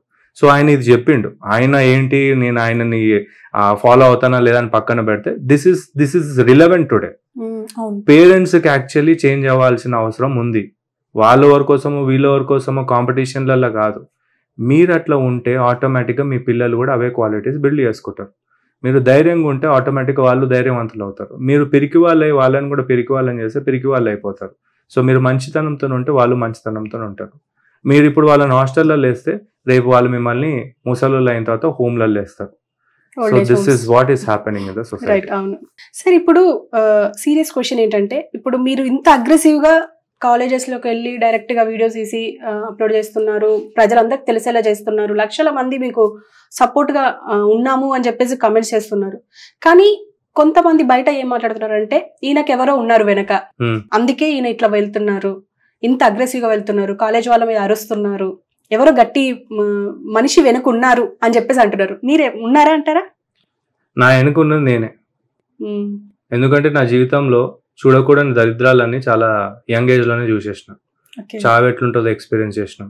అండ్ మీకు తెలుసో తెలీదో, ఈ పోరాటం అనేది అంటే నా వెనకాల ఉన్నది నేనే అని ఎందుకు అన్నానంటే, నా ఎక్స్పీరియన్స్ ఉంది. ఈ రోజు ఇంత కాన్ఫిడెంట్గా యువజన పార్టీ పెట్టి 5 సంవత్సరాలు అవుతుంది, కానీ ఇంత కాన్ఫిడెంట్గా ఈరోజు ముందుకు పోగలుగుతున్నాం అంటే జీవితంలో ఎన్నో అనుభవించినాం, చూసినాం, పడ్డాము, లేచినాం, మళ్ళీ కొట్లాడుతున్నాం. అయితే ఈ ప్రాసెస్లో ఇట్లాంటి పోరాటాలు మేము ఈ రోజు నుండి చేస్తలేం. నేను NIT వరంగల్లో ఉన్నప్పటి నుండి పోరాడుతున్నాను. ఫస్ట్ చావుతో పోరాడిన, తర్వాత నెక్స్ట్ కరప్షన్కి అగెన్స్ట్గా ఆ రోజు నుండే మేము పోరాడుతుండే. ఇట్లా కరప్షన్కి అగెన్స్ట్గా being an elected student council member, NIT Warangal elected student council member, నేను కరప్షన్కి అగెన్స్ట్గా వాయిస్ రేజ్ చేసి ప్రొటెస్ట్ చేసిన అని చెప్పేసి నా మీద ఒక కేసు పెట్టారు, క్రిమినల్ కేసు. NIT వరంగల్ కాలేజే నా మీద కేసు పెట్టిందంటే మీరు నమ్ముతారా? అంత పెద్ద గవర్నమెంట్ ఇన్స్టిట్యూషన్ ఏం పెట్టింది? Kranti Kumar Bandela along with 500 students protested against college authorities అని చెప్పి పెట్టారు. పెట్టి they broke into the administrative building of the campus అని చెప్పేసి రాసిర్రు. ఇప్పుడు నీ ఇంటికి నువ్వు పోతే దాన్ని హౌస్ బ్రేకింగ్ అన్నారు. నేను నా కాలేజ్ అడ్మినిస్ట్రేటివ్ బిల్డింగ్ లోపలికి నా అథారిటీస్ ని కలవడానికి వెళ్తే దాన్ని హౌస్ బ్రేకింగ్ అని చెప్పి వాడు కేసు పెట్టిండు. నాకు 9 కుట్లు పడ్డాయి అప్పుడు ఆల్మోస్ట్. ఇక అట్లాంటిదే సిచ్యువేషన్, కానీ మేము దాడి చేసినామని పెట్టారు. ఇదంతా నేను ఎందుకు చెప్తున్నానంటే, మాలాంటి వాళ్ళు కొట్లాడితే, హక్కుల కోసం కొట్లాడితే ఏం చేస్తారు? కేసులు పెడతారు, మా పాస్పోర్ట్లు గుంజుకుంటారు, 9 ఏళ్ళు కోట్ల చుట్టూ తిప్పుతారు. తర్వాత ఇదంతా ఏం లేదు, ఎవిడెన్స్ లేదు, ఏం లేదు, అంతా ఫాల్స్ కేసు అని కొట్టేస్తారు. 9 ఏళ్ళు మరి నేను తిరిగినాను, ఆ లాస్ అంతా ఇప్పుడు ఓడిస్తాడు. మళ్ళీ ఆ లాస్ కోసం పోయి వాళ్ళకి శిక్ష పడాలని కొట్లాడితే మళ్ళీ ఇంకొక 9 ఏళ్ళు నేనే సఫర్ అవుతా, కోట్ల చుట్టూ తిరుగుతూ ఈ ఎవిడెన్స్ ఆ ఎవిడెన్స్ అని సబ్మిట్ చేసుకుంటూ. ఇది ఈరోజు పరిస్థితి, ఇది ఈరోజు మన వ్యవస్థలో ఉన్న లోపాలు. ఈ మాట నేను ఎందుకు అంటానంటే, 9 ఏళ్ళు ఒకడు ఒక కోట్ల చుట్టూ తిరుగుతూ ఇంత అనుభవించిన తర్వాత ఢిల్లీ పోయిన తర్వాత నేను అంటే మా ఫ్యామిలీ సపోర్ట్ కూడా నాకు లేకుండే పూర్తిగా. ఒకవైపు మా నాన్నగారికి ఇష్టం లేదు, నువ్వు ఇంజనీరింగ్ చేసినావు, అది కూడా NIT వరంగల్ చేసినావు, మంచిగా ఏ అమెరికాకో ఎడుకో చోటుకు పోక ఎందుకు ఇవన్నీ తలకాయ నొప్పులు అని చెప్పేసి ఆయన నాకు ఆపోజిట్గా ఉండే. లేదు, నేను లా చదువుతాను, ఇంట్రెస్ట్ చదివినా ఐఎమ్ హ్యాపీ టుడే. బయట పోయిన వాళ్ళు చాలా మంది చాలా ఇబ్బందులు పడుతున్నారు, అది వేరే విషయం అనుకోండి. సో ఈరోజు జీవితమే మాకు చాలా నేర్పించింది. ఎందుకంటే ఇప్పుడు కొట్లాడినాం, కేసులు వేసుకున్నాం, వాటన్నిటిని క్లియర్ చేసుకుంటున్నాం, మళ్ళీ కొట్లాడుతున్నాం. మాకు తెలుసు ఈ ప్రాసెస్లో మళ్ళీ కేసులు పడతాయని తెలుసు, అన్నీ అవుతాయని తెలుసు. ఈరోజు నేను నాకేమన్నా అయితే ఎవరు వెనుకున్నాడు ముందున్నాడు ఎవడు రాడు, నేనే ముందున్నాను. ఈరోజు మేము అందరికీ చెప్పేది కూడా ఇదే. ఎవడో పెద్ద మెంటర్ ఉంటాడు, వాడెవడో 60 ఏళ్ళోడు 70 ఏళ్ళోడు ఇది తప్పు అది చెప్పాడు, పోయినా ఆ రోజులు. ప్రతి ఒక్కరికి కూడా మేము చెప్పేది ఏంటి అని అంటే, ఈరోజు మేము ఉన్నాం, మేము పడ్డాము, లేచినాము, మళ్ళీ ముందుకు నడుస్తున్నాం. మా దగ్గర డబ్బులు ఉన్నప్పుడు కార్లలో పోతాం, లేనప్పుడు బస్సులకి పోతాం, అవి కూడా లేనప్పుడు నడుచుకుంటూ పోతాం. కానీ మేము చేరుకోవాలనుకుంటున్న గమ్యాన్ని మాత్రం ఖచ్చితంగా చేరుకుంటాం. ఈరోజు ఈ మాట ఇంత కరాఖండిగా ఎందుకు చెప్పగలుగుతానంటే, మా పూర్వ అనుభవాలు, కేసులు పెట్టడాలు, లోపలికి పోవడాలు, బయటికి రావడాలు, ఇవన్నీ చూసినాక ఇంకా జీవితంలో ఏముంటుందండి? మా జీవితమే మాకు చాలా నేర్పించింది. కాబట్టి మా వెనకాల ఎవరు లేరు, మేమే ఉన్నాం, మేమే పోరాడుతున్నాం. మీరు మమ్మల్ని చంపుతారా? మాలాంటి వాళ్ళు ప్రకృతి 100 మందిని పుట్టిస్తుంది. ఒక క్రాంతి పోతే 100 మంది క్రాంతిలు ఆటోమేటిక్గా పుడతారు.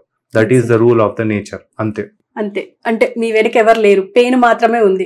పెయిన్ అనుభవించారు కాబట్టి మీకు వాట్ ఈస్ వాట్ అనేది మీకు ఐడియా ఉంది. ఎవరికైనా అది అనుభవిస్తేనే దాని విలువ తెలుస్తుంది. మీరు అన్ని అనుభవించారు కాబట్టి ఇప్పుడు కొన్ని లక్షల మంది స్టూడెంట్స్ వెనక మీరున్నారు. ముందుండి నడిపిస్తున్నారు. నేను ముందు వెనుక అని చెప్పాను, ఎందుకంటే మిమ్మల్ని చూసి చాలా మంది ఇన్స్పైర్ అవుతున్నారు జనరల్ గా.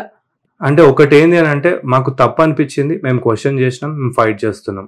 ఈ రోజు ఇంత ధైర్యంగా క్వశ్చన్ చేయగలుగుతున్నాం అని అంటే దాని వెనకాల దాదాపుగా ఒక 15 సంవత్సరాల కృషి ఉంది. మేము చాలా నేర్చుకున్నాం, చాలా పడ్డాము. ఆ బాధలన్నీ ఈరోజు ఈ ఫామ్లో ముందుకు పోతున్నాయి. మేము కరెక్టా రాంగా, చాలా మందికి నచ్చొచ్చు నచ్చకపోవచ్చు, అవన్నీ మాకు పెద్ద పట్టింపు కాదు. But what we feel is the right, we're doing that at this point of time. Okay. And sir, ఇప్పుడు సీరియస్ ఇష్యూ ఇదే నీట్ పేపర్ లీక్ అవ్వడం అనేది. ఎందుకంటే చాలా మంది ఇంటర్మీడియట్లో నుంచి స్టార్ట్ చేస్తారు, ఫస్ట్ ఇయర్ నుంచే నీట్ ప్రిపేర్ అవ్వాలి అని చెప్పేసి 4 సంవత్సరాలు అయితే పెట్టేస్తున్నారు చాలా మంది ఇందులో. అయితే అంటే ఒకవేళ నీట్ ఈసారి క్లియర్ కాకపోతే నెక్స్ట్ ఇయర్ కూడా చదువుతున్నారు, చాలా మందిని చూస్తున్నారు. ఇప్పుడు అలాంటి పేపర్ లీక్ అయ్యేసరికి చాలా మంది డిప్రెస్ అవుతున్నారు, వాళ్ళకి ఫస్ట్ ర్యాంకులు ఎట్లా వచ్చినాయి అని చెప్పేసి ఫీల్ అవుతున్నారు. అండ్ ఈ మధ్య చూస్తున్నాం చాలా పేపర్ లీక్ అవుతుంది. TSPSC కూడా లీక్ అయ్యింది, Group 1 లీక్ అయింది లాస్ట్ ఇయర్. ఇలా ఎలా అంటారు ఈ లీకేజ్లకు గొడవ, మీరేమంటారు? ఇప్పుడు ఈ అన్ని ఒకదానికొకటి ముడిపడి ఉన్నాయి. ఏంటంటే అవినీతి నిండిపోయింది మొత్తం సిస్టంలో. అది క్లీన్ కావాలంటే కొత్త వాళ్ళు రావాలి. ఇప్పుడు పాత రక్తం అంతా చెడిపోయిందంటే తీసేసి కొత్తది ఎక్కిస్తారు కదా, ఇది కూడా అంతే. సిస్టంలోకి యంగ్ పీపుల్ అనేటోళ్ళు రావాలి. అండ్ పేపర్ లీక్ గురించి మాట్లాడితే ఈరోజు నేను ఈ కాలేజెస్ గురించి కూడా ఒకటి ప్రస్తావిస్తాను. ఏంటంటే ఆయన ఎవరో ఫిజిక్స్ వాళ్ళ అని ఉన్నాడు. నిజంగా చెప్పాలంటే పిచ్చోడు, నిజంగా ఆయనకు బతకడం తెలియదు. పిచ్చోన్ లాగా ఫస్ట్ ర్యాంక్ వచ్చినా కూడా నీట్లా ఆయన అకాడమీకి ఆయన పిచ్చోన్ లాగా పోయి కోర్టులో కేసు వేసిండు. ఎందుకు? పోయిన సంవత్సరాల లెక్కలు కనుక తీసుకుంటే 640 మార్కులు వస్తే నీకు దగ్గర 5,000 6,000 ఏదో ఒక ర్యాంక్, మంచి ర్యాంక్ వచ్చేస్తుండే. 10,000 ఈ ఏడాది ఇంకా వేసుకుంటే 12,000 20,000 ఎంతనో రావాలి. కానీ 640 మార్కులు వచ్చిన వాడికి 40,000 దాటేసింది. మొత్తం 1,00,000 సీట్లు ఉంటే 40,000 గవర్నమెంట్ సీట్లు ఉంటాయి, 60,000 ప్రైవేట్ సీట్లు ఉంటాయి. ఆ 40,000 వస్తే నీ లైఫ్ సెటిల్ అన్నట్టుగా చాలా మంది ఫీల్ అవుతారు స్టూడెంట్స్. ఎందుకంటే గవర్నమెంట్ ఇన్స్టిట్యూషన్స్లో ఫీజు తక్కువ ఉంటాయి కాబట్టి. పిచ్చోడు కాకపోతే అడుపోయి మంచిగా కేసు కొట్లాడుతున్నాడు. ఆయన ఎట్లుండాలి? మన నారాయణ లాగానో లేకపోతే చైతన్య వాళ్ళ లాగానో ర్యాంకులు కొనుక్కొని ఆ 10 ర్యాంకులు చూపించి 1,00,000 మంది ప్రాణాలు తీసుకుంటే హ్యాపీగా ఉండాలి. రైట్, అవును. ఈరోజు మరి ఆయన ఎందుకు కొట్లాడుతున్నారు?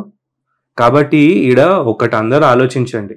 ర్యాంక్ 1 వచ్చినోడు కూడా ర్యాంకు 1,000 10,000 40,000 50,000 తోని వచ్చి అక్కడ ఇబ్బంది పడుతున్న వాళ్ళ గురించి ఆలోచించి కేసు కొట్లాడేటోడు ఎక్కడ? ఈ చిల్లరగాళ్ళు ఎక్కడ? ఈడు మినిస్టర్ ఉన్నాడు, ఒక్క కేసు అని ఒక్క కంప్లైంట్ అని, అరే నా పిల్లల భవిష్యత్తు నాశనం అయిపోయింది నీట్ పేపర్ లీక్ అవ్వడం వల్ల అని చెప్పేసి ఒక్క ప్రశ్న నన్ను ఒక్కరినన్ను వేసిండా? ఒక్క కేసు అని వేసిండా? ఒక్క స్టేట్మెంట్ అని వచ్చిందా ఈ కాలేజెస్ నుండి? ఆ ఫిజిక్స్ వాళ్ళ అనేటోడికి ర్యాంక్ 1 వచ్చింది, అయినా కూడా కొట్లాడుతున్నాడు పిల్లల గురించి. That is the commitment of a teacher. వీళ్ళేంది? ఈ దరిద్రుల వల్ల స్టూడెంట్ సూసైడ్స్ పెరిగిపోతున్నాయి. సో ఇక్కడ నేను చెప్పేది ఒకటే ఒక పాయింట్, ఒక కంప్లైంట్ కానీ ఒక స్టేట్మెంట్ కానీ ఈ కాలేజెస్ నుండి ఏం రాలేదు. అంటే మీరు గట్టిగా గుంజితే ఆ పేపర్ లీక్లలో వీళ్ళ పేర్లు కూడా 1000% వెళ్తాయి మేబీ.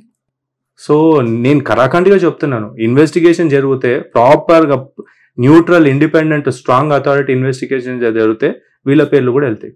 కానీ దౌర్భాగ్యం ఏంటంటే ఈరోజు మన సిస్టంలో ఆయన ఒక మినిస్టర్. ఎగ్జాక్ట్లీ. ఎందుకంటే ఇప్పుడు క్రైమ్ చేసే వాళ్ళే పదవులలో ఉంటున్నారు, అందుకే మన పిల్లలు చచ్చిపోతున్నారు. ఎగ్జాక్ట్లీ. అంటే మన యూత్ సగం నాశనం కావడానికి పాలిటీషియన్సే కారణం అంటారా? ఇప్పుడు ఒక విషయం చెప్పాలనంటే దీనికి ఒక మంచి ఆన్సర్, ఒక ప్రపంచంలో ఒక చెడ్డవాడు చేసే చెడ్డ పని కంటే కూడా మంచివాడి మౌనం అనేది చాలా డేంజరస్. ఈరోజు అదే పరిస్థితి ఉంది. I hope you got the answer. నేనే కాదు, ప్రేక్షకులు కూడా యాక్సెప్ట్ అంటే దీన్ని ఆలోచిస్తారు దీనిపైన. అండ్ సార్, ఇప్పుడు మనం గవర్నమెంట్ గురించి మాట్లాడుకుంటే గవర్నమెంట్ అసలు ఏం చేయాలి? ప్రైవేట్ని ఇలా ఎంకరేజ్ చేయాలంటారా, లేకపోతే గవర్నమెంట్ కొంచెమన్నా నిధులు ఇచ్చి దాన్ని సరిగ్గా చేస్తే బెటర్ అంటారా? ఎందుకంటే మనం జగన్ది చూసాము, ఏం చేసినా చెయ్యకపోయినా ఎడ్యుకేషన్ని బాగా డెవలప్ చేశారు అని చెప్పేసి మాట్లాడతారు. ఈవెన్ చిన్న పిల్లలు మొన్న వీడియోస్ చేస్తూ పెట్టారు, మా జగన్ అన్నే కరెక్ట్ అని చెప్పి. అంటే జగన్ అన్న ట్యాబ్స్ ఇచ్చారు, ఇంగ్లీష్ మీడియం తీసుకొచ్చారు అని చెప్పేసి మాట్లాడతారు పిల్లలు. అసలు ఏంటి ఎడ్యుకేషన్ అక్కడ గవర్నమెంట్ బాగానే చేసింది అని అంటున్నారు. మీరేం గమనించారు? ఇప్పుడు గవర్నమెంట్ గురించి మాట్లాడితే నాకు కాన్స్టిట్యూషన్ గుర్తొస్తుంది ఫస్ట్.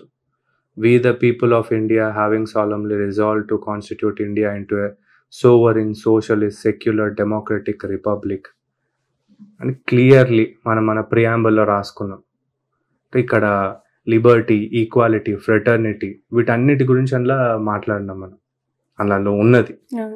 సో ఇప్పుడు గవర్నమెంట్ అనేది ఒకరిని ఎక్కువగా ఒకరిని తక్కువగా చూడొద్దు, అందరినీ ఈక్వల్గా చూడాల్సినటువంటి బాధ్యత గవర్నమెంట్ మీద ఎల్లప్పుడూ ఉంటుంది. Public welfare is the most important thing.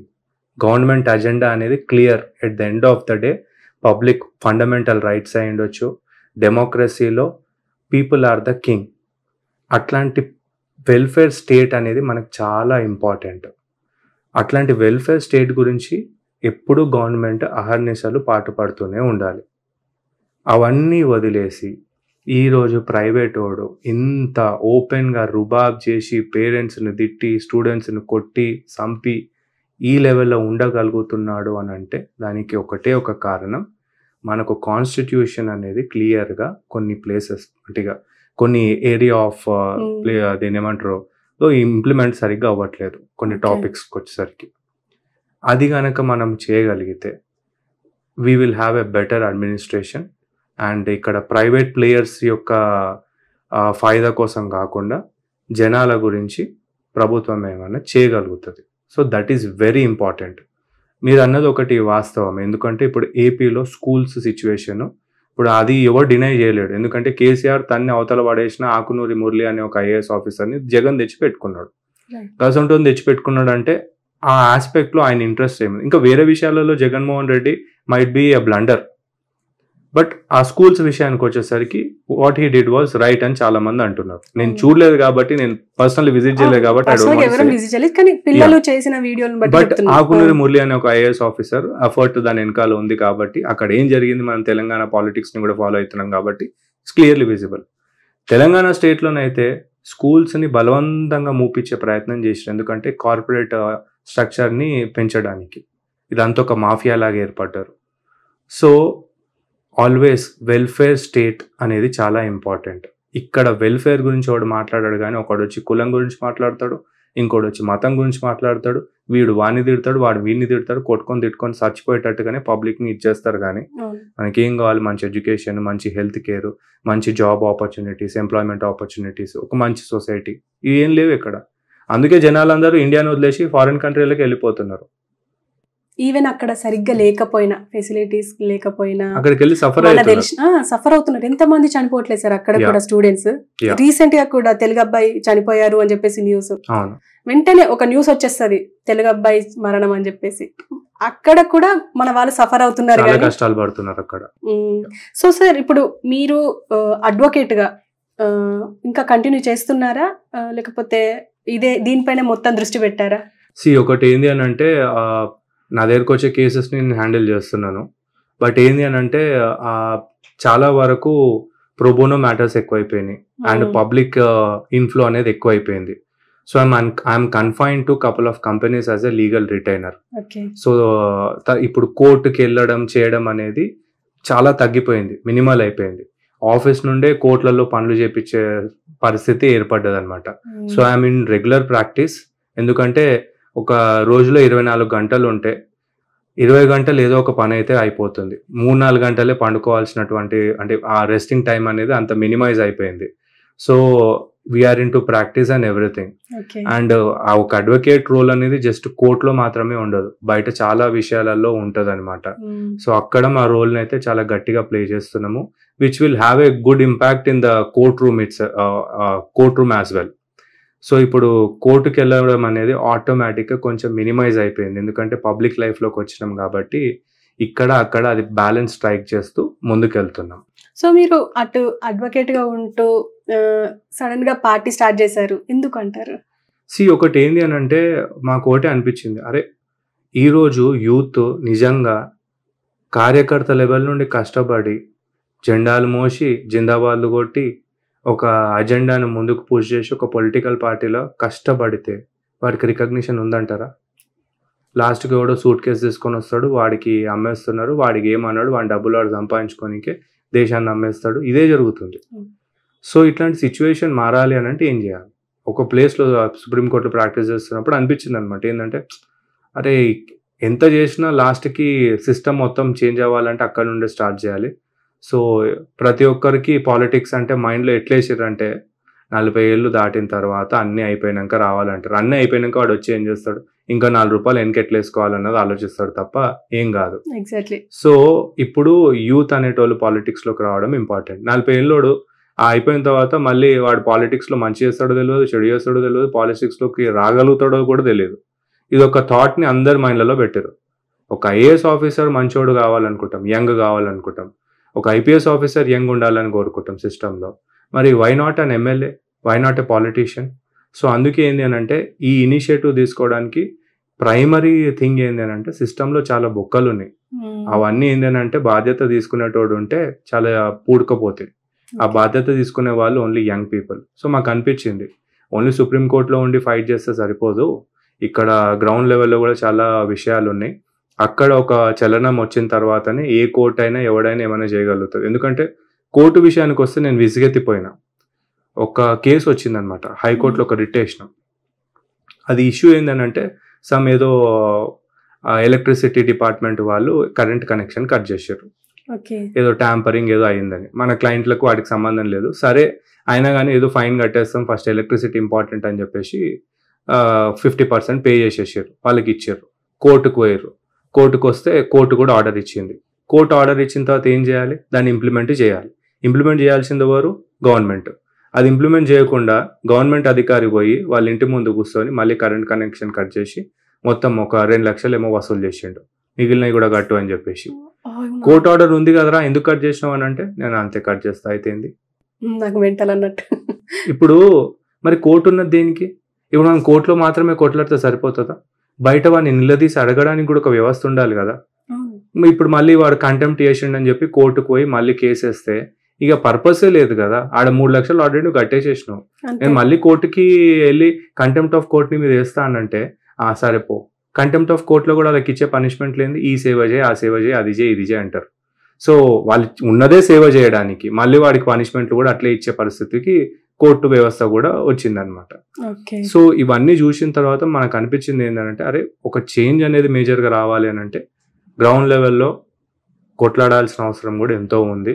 So అక్కడ ఒక మంచి థాట్ అనేది లేదు, అక్కడ ఒక మంచి థాట్ రెజనేట్ అవ్వాలి అని అంటే పైన ఉన్నోడు కిందికి రావడం అవసరము, కిందున్నోని పైకి తీసుకెళ్లడం అవసరం అన్న ఆలోచనతోనే లైవ్ పాలిటిక్స్లోకి ఎంటర్ అయ్యి we're trying to balance it. అటు కోర్టు, ఇటు ఈ మన పొలిటికల్ యాక్టివిటీస్ అండ్ ఇంకా రకరకాల ప్రాబ్లమ్స్. ఇప్పుడు పోలీస్ స్టేషన్స్కి యాజ్ అన్ అడ్వకేట్ నేను వెళ్ళకూడదు అంటే చాలా మంది వెళ్ళకూడదు అని కాదు కానీ వెళ్ళరు, పేపర్లు తీసుకొని వస్తే మేము పనులు చేస్తాము. బట్ ఇప్పుడు పొలిటికల్ పార్టీతో కూడా అసోసియేట్ అయి ఉన్నాం కాబట్టి జనాలు అందరూ వస్తారు, అన్న ఈ పోలీసు ఇట్లా అన్నారు అట్లా అన్నారు. వెళ్తే పోలీసులు మాతో ఏం మాట్లాడతారు తెలుసా? ఒక చోట ఇట్లనే ఒక చార్మినార్ ఏరియాలో కొంతమంది బిజినెస్ మ్యాన్ వాళ్ళకి ఏదో సమ్ ఫ్యామిలీ ఇష్యూ ఉంటే దాన్ని ఒక క్రిమినల్ నేచర్కి కన్వర్ట్ చేసి పోలీసులు ఒక ప్రాపర్ ప్రొసీజర్ ఫాలో కాకుండా తీసుకొని వెళ్ళి లోపలేస్తే సార్ ఎందుకు అరెస్ట్ చేశారు, ఒక డాక్యుమెంట్స్ ఏంటి? అడ్వకేట్ ఏం అడుగుతాడు అంటే డాక్యుమెంట్స్ అడుగుతాడు, మేము బెయిల్ వేయాలన్నా ఇంకేమైనా చూసుకుంటామంటే ఎక్కువ తక్కువ మాట్లాడకు, మాట్లాడితే లోపలేస్తా అన్న మాట నేను విన్నాను, నేను ఎక్స్పీరియన్స్ చేసినాను. బషీర్బాగ్ ఏరియాలో సిసిఎస్ అని ఉంటుంది, అక్కడ ఒక ఆఫీసర్ నన్ను ఇట్లనే బెదిరించిండు. సిసిఎస్ లో? యా, అదే క్రైమ్ బ్రాంచ్ లోనే. ఇంకా ఎగ్జాక్ట్లీ. నేను ఏం అడిగినండి, మామూలుగా డాక్యుమెంట్స్ ఇవ్వండి అని అడిగినాను, మీరు ఇట్లా బెదిరిస్తున్నారు ఏంటి అని అంటే this is what is happened. తర్వాత సరే లోపలేస్తా అంటున్నారు కదా సార్, ప్లీజ్ లోపలేసేయండి, నేను రేపు జడ్జి గారు ముందుకు పోయినప్పుడు ఇగో ఇట్లా లోపలేస్తా అని వేసేసిండు అని చెప్తాను, తర్వాత నువ్వు లోపలికి పోతావా నేను లోపలికి పోతావా చూసుకుందాం అని చెప్పి డైరెక్ట్గా అన్నాను. ఆయన కాలింది, బాగా అరిచిండు, మాటలు తిట్టిండు, మళ్ళీ కూల్గా పోయి కూర్చుండబెట్టి సాఫ్ట్గా మాట్లాడడం ఏంది. అప్పట్లో అడ్వకేట్ లేదు, ఎవరు లేరు, ఎవడు వచ్చినా అని కాల్చి పడేస్తుండే. అంటే నీ ధైర్యం ఏంది రా అని వాడిని నిలదీసి చాలా కోపం వచ్చింది నాకు. ఎవరికి చెప్పాలి? ఇప్పుడు గవర్నమెంట్ బ్లేమ్ చేద్దామంటే అది ఎలక్షన్ టైం, ఈ గవర్నమెంట్ లేదు ఆ గవర్నమెంట్ లేదు. అది నవంబర్ డిసెంబర్ నెలలో జరిగిన సంఘటన ఇది. ఇంత దారుణమైన పరిస్థితుల వ్యవస్థ ఉన్నది. సో మేము రోజు ఇంటి బయటికి వెళ్ళినాము అని అంటే మళ్ళీ ఇంటికి వెళ్ళేంత వరకు కూడా సేఫ్కి వెళ్తామా లేదా అనే గ్యారంటీ లేని సిచ్యువేషన్లో ఉన్నాము. That is how it is. Sir ఇప్పుడు ఎడ్యుకేషన్ విషయానికే వస్తే ఇప్పుడు జూన్ జూలై వచ్చిందంటే చాలా ధర్నాలు జరుగుతూ ఉంటాయి. ఇప్పుడు స్కూల్ యూనియన్ పిల్లలు విద్యార్థి సంఘాలు ఫస్ట్ ఆఫ్ ఆల్ ఏబీవీపీ అంటారు, పీడిఎస్యూ అంటారు, చాలా విద్యార్థి సంఘాలు ఉంటాయి. వాళ్ళు ఆ టైంలో మాత్రమే సౌండ్ చేసి, అంటే నేను ఈ క్వశ్చన్ ఎందుకు అడుగుతున్నానంటే నేను నీ రూమ్ లోకి వచ్చి డబ్బులు తీసుకొని పోయే బాపతి కాదు అని చెప్పేసి మీరు ఒక వీడియోలో అన్నారు. వీళ్ళు ఏమైనా డబ్బులు తీసుకొని ఇట్లా ఎలాంటి సమస్యలు బయటకు రాకుండా చేస్తున్నారంటారా? ఇప్పుడు ఈ విషయము నేను చెప్తున్నది కాదు. ఇప్పుడు మీరు ఏ ఆర్గనైజేషన్ అన్నా తీసుకోండి, ఆ ఆర్గనైజేషన్ లా పైన వదిలేసి కింద ఉన్నోని అడిగారు అనుకోండి, వాడే చెప్తాడు అన్నా మేము పోతున్నాము, ఆడికి పోగానే మనోళ్ళే వచ్చేయండి. ఇంకో వీడియో కూడా మీరు చూస్తే అందులో ఒక ఆయన నాది బహుజన్ స్టూడెంట్ ఫెడరేషన్ ఫ్రంట్ ఏదో అన్నాడు. ఆయనని ఇట్లా చేస్తారా, ఓ టైమింగ్ ఉంటది, ఆ టైంలో పోవాలంటే పోయి బాబు బాంచనని కాలు చేతులు పట్టుకొని కాలు మొక్కి రావాలనా, ఏం మీరు స్టూడెంట్ యూనియన్ లీడర్లా లేకపోతే వాళ్ళకు పాకి పని చేసేటోళ్ళ అన్నట్టుగా మాట్లాడిండు ఆయన. సో ఈ రోజు ఒకటే ఏంది అని అంటే మీరు డబ్బులు తీసుకోరా అంటే అక్కడ ఆయన మోరార్లెస్ మీరు తీసుకోరా అంటే ఆయన తీసుకుంటున్నట్టుగా అడ్మిట్ చేసినట్టే కదా. అంతే. సో ఇక్కడ ఈ కింద ఉన్న Tier 2 లీడర్స్ కూడా ఏమంటున్నారు అంటే స్టూడెంట్ ఆర్గనైజేషన్లు ఉన్న వాళ్ళు మేము పోతాం, వాడు రమ్మంటాడు, మనోడు అంటాడు. ఇక అడ్మిషన్ల టైంలో వచ్చినప్పుడు కన్సెషన్లు ఇప్పిస్తాం, అది చేస్తాం, ఇది చేస్తాం. ఆడ ఏం లేదు, వీళ్ళు చేసేది 100 రూపాయల ప్రోడక్ట్ ని 1000 రూపాయలు చేసేసి దాన్ని ఒక 300 కన్సెషన్ ఇప్పించి జనాల జీవితాలను ఆగం చేస్తారు. సో ఇదంతా ఒక నెక్సెస్. ఇప్పుడు స్టూడెంట్ యూనియన్స్ గురించి కూడా మాట్లాడాలంటే ఒక 10-11 సంవత్సరాల కిందట ఇక వీళ్ళంతా ఏం చేస్తుండే, బంధువులు గిందులు చేసుకుంటా చిల్లరగా తిరుగుతుండే, చదువు అవ్వలేదు. తర్వాత మెల్లగా ఏమైపోయింది, ఇక అది కొంచెం జర పెద్దగా అయిన తర్వాత వాళ్ళు అట్లా జర పెద్ద లీడర్లు అయ్యారు. అయిన తర్వాత ఈ బంద్ చేస్తా అది ఇది చేస్తా అని బెదిరించి డబ్బులు వసూలు చేసి స్టార్ట్ చేశారు. ఇక అదంతా అయిపోయినాక నెక్స్ట్ లాస్ట్ ఫేజ్ లో ఏమైపోయిందంటే కాలేజ్ కూడా అరే ఎందుకురా మీకు తలకాయ నొప్పి, మంచిగా రండి మా కాలేజ్లోనే అదొకటి ఇదొకటి అడ్డమైన పొజిషన్ ఒకటి ఇచ్చేసి మాడ కూర్చుండబెట్టి వాళ్ళకు నెల జీతం లాగా ఒక ఇది క్రియేట్ చేసి వాళ్ళకి ఇస్తున్నారు. సో మీకు అట్లా ఇల్లీగల్గా వచ్చేది ప్రాపర్ లీగల్ వేలు వస్తున్నాయి, అడ్మిషన్ల కమిషన్లు వస్తున్నాయి, ఇంకేం కావాలి. సో ఈ విధంగా వీళ్ళు స్టూడెంట్ యూనియన్లని మొత్తం ఇట్లా మార్చేసారు, అయిపోయింది. అందుకే ఇప్పుడు ఏడబోయినా కూడా ఎవడు మాట్లాడే పరిస్థితి లేకుండా అయిపోయింది. స్టూడెంట్ యూనియన్ అనేది ప్రాపర్ గా ఇండిపెండెంట్ గా నా మీద ఎవడు లేడు. ఇందాక మీరు అడిగారు కదా మీ వెనకాల ఎవరు ఉన్నారని, ఒకప్పుడు స్టూడెంట్ యూనియన్ లీడర్ల వెనకాల కూడా ఎవడు ఉండేటోడు కాదు. వాడి మాటకు ఒక విలువ ఉండేది, వాడు ఒక స్టేట్మెంట్ ఇచ్చిందంటే ఒక్కొక్కడికి పడేది. అట్లాంటి సిచ్యువేషన్ నుండి ఈ రోజు ఏడికొచ్చినాం మనం. అట్లాంటి వాయిస్ అనేది ఈ రోజు రావాలనే మా పోరాటం. ఖచ్చితంగా వీళ్ళు అమ్ముడు పోయారు, లేకపోతే ఎందుకు కొత్తగా వచ్చే వాళ్ళకు జాయిన్ అయ్యే వాళ్ళకు ఇవన్నీ ఇంట్రెస్ట్ లేవు. వాళ్ళకి కావాల్సింది ఏంటంటే నేను ఒక మాట చెప్తే కరెక్ట్ మాట్లాడితే లా మాట్లాడితే అది ఇంప్లిమెంట్ కావాలనేదే వాళ్ళ ఉద్దేశం. Exactly sir. అంటే ఇప్పుడు ఒకప్పుడు స్టూడెంట్ యూనియన్ లీడర్స్ అంటే మంచి రెస్పెక్ట్ ఉండేది, ఇప్పుడు వాళ్ళ వాయిస్ కూడా వినిపించట్లేదు. జనరల్ గా ఏదన్నా బంధువులు అని అంటే అప్పుడు వచ్చి ముందరుండి కండువాలు వేసుకొని తిరగడం తప్ప ఎక్కడ కనిపించరు. అండ్ అప్పుడున్న రెస్పెక్ట్ ఇప్పుడు లేదు, అది ఓకే. కానీ ఇప్పుడు ఫైనల్ క్వశ్చన్ ఏంటంటే పేరెంట్స్ అసలు ఏం చేయాలి, ఫస్ట్ స్టూడెంట్స్ ఏం చేయాలి? పేరెంట్స్ ఏంటంటే వాళ్ళ తాహతకు మించి కాలేజ్లలో స్కూల్స్లో జాయిన్ చేస్తున్నారు, డొనేషన్లు పే చేస్తున్నారు, ఫీజులు పే చేస్తున్నారు, లక్షలు లక్ష కాకపోయినా 50,000 మినిమం ₹1,00,000 10th స్టూడెంట్ పే చేస్తున్నారు. జనరల్ గా నేనైతే 2000లో నా కాలేజ్ ఫ్రీ అయిపోయింది, ఫ్రీ స్కూల్. కానీ ఇప్పుడు అట్లా లేదు.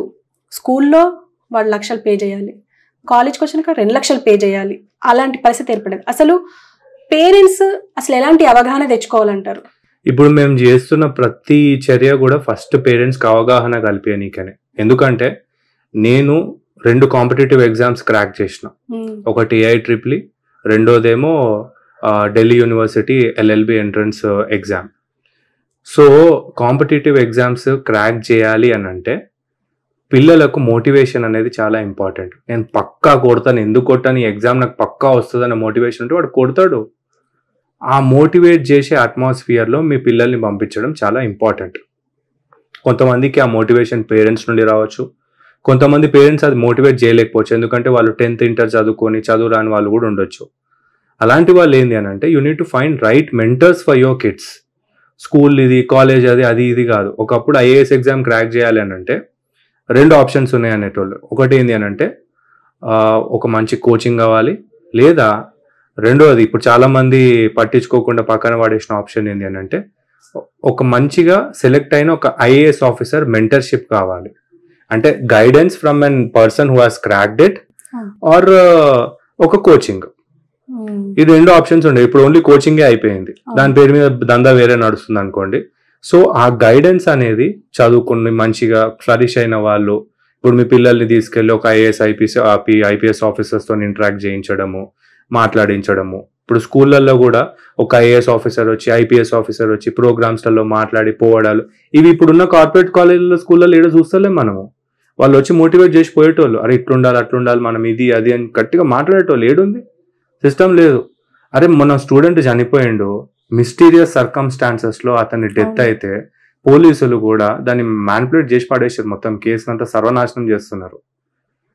కాలేజోడు అట్లాంటి స్టూడెంట్ కి కండోలెన్స్ మీట్ పెట్టాల్సిన పరిస్థితి నుండి ఏం చేశారు? ఇప్పుడు పోలీసుల్ని సెక్యూరిటీ లాగా పెట్టుకుంటున్నారు క్యాంపస్ లో బయట. తప్పు చేసినోడే అట్లాంటి పనులు చేస్తాడు, తప్పు చేయనోడు నా బిడ్డ చచ్చిపోయిండు అన్న బాధతోని ఒక సంతాప సభ పెడతాడు. పెట్టిర్రా? కాబట్టి ఇక్కడ ఏంది అని అంటే, పేరెంట్స్ చూడండి, మీ పిల్లల్ని మంచిగా పంపిస్తున్నారు, ఆ దరిద్రులు చంపేసి శవాలను కూడా ఏదో సరిగ్గా లేని విధంగా మీకు అప్పచెప్తున్నారు, తలగబెట్టుకోపోండి అని చెప్పేసి. సో ఇట్లాంటి సిచ్యువేషన్ ఉంది కాబట్టి parents should see good and bad. Food మంచిగా ఉందా, ఫుడ్ మంచిగా లేకపోతే అవసరం లేదు అట్లాంటి కాలేజ్, కంప్లైంట్ ఇవ్వండి ఇమీడియట్లీ. వాడు పీకేదేం లేదు, ఇంటర్మీడియట్ అంతే. ఆఫ్టర్ ఆల్ అది ఇంటర్మీడియట్ ఎడ్యుకేషన్.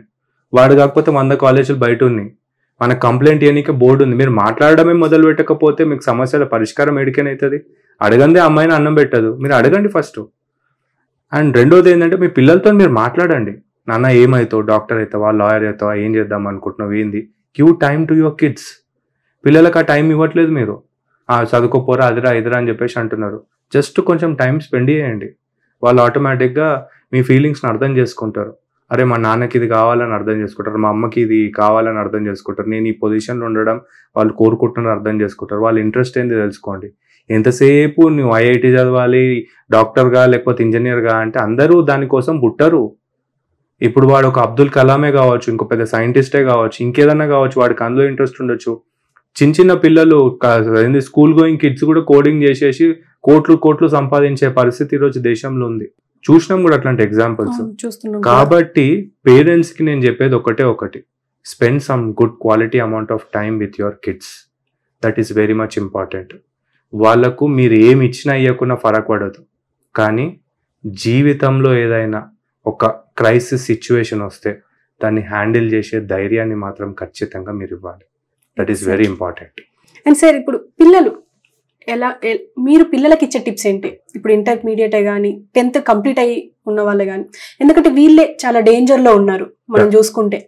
సో వీళ్ళకి మీరు ఇచ్చే టిప్స్ ఏంటి? నేను ఇచ్చే టిప్స్ ఏంటి అని అంటే, ఫ్రాంక్గా చెప్పాలి అని అంటే, నేను ఎన్ఐటీలో బీటెక్ చేసిన, ఢిల్లీలో లా చేసిన, అన్నీ చేసిన. ఇంటర్లో నాకు ఎన్ని మార్కులు వచ్చినాయి, 10thలో ఎన్ని మార్కులు వచ్చినాయి, ఈరోజు ఎవ్వడేం అడగాడు. లాస్ట్కి నువ్వు ఏం చేస్తున్నావు అని అడుగుతాడు. నేను కోర్టులో పోయి ప్రాక్టీస్ చేస్తా, నేను నా అడ్వకేట్ లాగా ఈ కాలేజ్లో కాకపోతే ఇంకో XYZ ర్యాండమ్ కాలేజ్లో చదివినా కూడా నేను ఈరోజు ఏదైతే పని చేస్తున్నానో అది చేస్తుండే. జస్ట్ ఏంది అని అంటే, జీవితంలో ఏదో చిన్న ఎగ్జామ్లో ఫెయిల్ అయినంత మాత్రాన జీవితం అయిపోయినట్టు కాదు. ఈరోజు ఇన్ఫ్యాక్ట్ ఫెయిల్ అయినోడు ఇంకా పెద్దగా సక్సెస్ఫుల్ కాగలుగుతాడు. Failure is a stepping stone for success అని అర్థం చేసుకోవాలి. ప్రెషర్ వద్దు, మనకి ఏది కావాలో మనం అదే చేయాలి.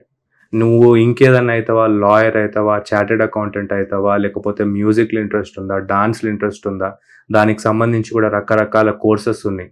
అవన్నీ చేస్తా అని చెప్పేసి గట్టిగా పేరెంట్స్కి చెప్పి ఆ ఇంట్రెస్ట్ ఉన్న సైడ్ పోవడంలో తప్పే లేదు. అంటే నీకు ఏది హ్యాపీనెస్ ఇస్తుంది, నువ్వు ఎందులో సాటిస్ఫాక్షన్ ఉంటావు, అది దట్ ఈస్ ఇంపార్టెంట్. సో పిల్లలకు నేను చెప్పేది ఏంటి అని అంటే, ఈ ఎగ్జామ్లలో ఫెయిల్ అయినంత మాత్రాన పెద్ద పీక్ పొడిచేది ఏం లేదు. నాకు తెలిసిన నాతో పాటు చదువుకొని ఎన్ఐటీలో ఫెయిల్ అయ్యి స్టార్టప్స్లలో సక్సెస్ఫుల్ అయిన వాళ్ళు చాలా మంది ఉన్నారు. ఎన్ఐటీలోకి ఐఐటీలోకి పోయి జాబ్లు లేకుండా అడుక్క తిన్న వాళ్ళు కూడా చాలా మంది ఉన్నారు. సో ఇట్లాంటి సిచ్యువేషన్స్ అనేటివి అన్ని ప్లేసెస్లో అన్ని విధాలుగా ఉండే. అన్ని ఎన్ఐటీ ఐఐటీ క్రేజ్ గురించి కూడా నేను ఫస్ట్ ఒక క్లారిఫికేషన్ ఇస్తుంది. ఏంటి అని అంటే, ఒకప్పుడు ఇంజనీరింగ్ కాలేజెస్ నెంబర్ చాలా తక్కువ ఉండే. అరే కాలేజ్లో రాకపోతే ఇంజనీర్ కాలేవనే పరిస్థితి ఉండే. తర్వాత ప్రైవేట్ కాలేజెస్ కొన్ని ఓపెన్ అయినాయి, మంచి కాలేజ్లో వస్తే లైఫ్ బాగుంటుంది అనే పరిస్థితి ఉండే. ఈరోజు మంచి లేదు చెడ్డ లేదు, లాస్ట్కి ఏదో ఒక కాలేజ్ అడ్మిషన్లు వచ్చినా మీకు అదే ఇంజనీరింగ్ మీరు చదువుతారు. అంతే. ఓన్లీ థింగ్ ఏంది అని అంటే మీకు ఇప్పుడు అంతా ఎట్లా అయిపోయింది, 10th తర్వాత ఇంటర్లో లైఫ్ సెటిల్ అయ్యే కాడికించి, ఇంజనీరింగ్లో లైఫ్ సెటిల్ అయ్యే కాడికించి, ఇంజనీరింగ్ అయిపోయిన తర్వాత నెక్స్ట్ ఏం చదివితే లైఫ్ సెటిల్ అవుతుంది అనే కాడికి మన ఆలోచన వచ్చింది. ఆ ఆలోచనని 10thలోనే ఇంటర్లోనే ప్రాపర్గా కనుక తీసుకుంటే మనకు టైం వేస్ట్ అనేది కాదు. లైఫ్లో మనం హ్యాపీగా ఉంటాం, మనల్ని నమ్ముకున్న వాళ్ళు కూడా హ్యాపీగా ఉంటారు. అండ్ పిల్లలకు ఒకటి నేను చెప్తున్నాను, స్టూడెంట్స్ అందరికీ, మనం దేనికి భయపడాల్సిన అవసరం లేదు. అవసరం అయితే మీతో మిస్బిహేవ్ చేసేటోని కొట్టండి. ఇది అమ్మాయిలకు కూడా చెప్తున్నాను నేను, కొట్టండి, తర్వాత పోయి కేసులు పెట్టండి, భయం అనేది ఏం లేదు. అండ్ మిగిలిన స్టూడెంట్స్ అందరికీ కూడా చెప్పేది ఏంటంటే, మీ టీచర్లు ఎవరైనా పిచ్చిగా మీతో మాట్లాడితే తాట తీయండి, తప్పేం లేదు. ఎందుకు అనంటే ఫండమెంటల్ రైట్స్ మనకు ఉన్నాయి, క్వశ్చన్ చేయడమే మన హక్కు. వాడు పిచ్చిగా చేస్తే, మిమ్మల్ని అబ్యూస్ చేసినా, ఇంకేమన్నా చేసినా, అరే మీరు ఎందుకు బతుకుతున్నారా, మీరు ఏ కాలేజ్లో చదువుకున్నారు, మీ అయ్యమ్మలు ఏం చేస్తున్నారు, ఇట్లాంటి చిల్లర మాటలు మాట్లాడితే ఒకటే అనండి, నీదో చిల్లర బతుకు, నువ్వు అసలు టీచర్ లాగా ఫిట్ కాదు, నీలాంటి వాడి దగ్గర చదువుకోవడం వేస్ట్ అని చెప్పి వాడిని ఇన్సల్ట్ చేయండి. కానీ మీరు ఇన్సల్ట్గా ఫీల్ అయ్యి సూసైడ్స్ చేసుకోవాల్సిన పరిస్థితి లేదు. ఎందుకు అనంటే బయట సొసైటీలో అట్లాంటి మృగాలు చాలా ఉంటాయి. వాటన్నిటితో ఫైట్ చేయాలంటే ఫస్ట్ ఇక్కడ నుండే స్టార్ట్ చేయాలి. So be bold and go forward. మీరు అనుకుంటే సాధించందంటూ ఏది లేదు. అది ఐఐటి అయినా, లేకపోతే నీట్ అయినా, లేకపోతే ఐఏఎస్ ఐపీఎస్ ఎగ్జామ్ అయినా సరే, సంకల్పం అనేది గట్టిగా ఉంటే ఖచ్చితంగా మనం దాన్ని సాధిస్తాము. భయపడాల్సిన అవసరం ఏం లేదు. మన కమిట్మెంటే మనల్ని మన గోల్ వైపు తీసుకెళ్తుంది. సో మీ డెడికేషన్ అనేది చాలా ఇంపార్టెంట్. మీకు మేబీ ఐఐటి, ఎన్ఐటి, ఇట్లా నీట్ ఇట్లాంటివి ఇంట్రెస్ట్ లేకపోవచ్చు, తప్పేం లేదు. అవి క్రాక్ చేయనంత మాత్రాన మీరు కరెక్ట్ కాదని ఏం కాదు. మీరు ఏదైతే ఫీల్డ్ మీకు ఇష్టం ఉంటుందో, ఎక్సెల్ చేస్తారో దాని మీద ఫోకస్ చేయండి. You will definitely be successful and my support will always be there for young people of this nation.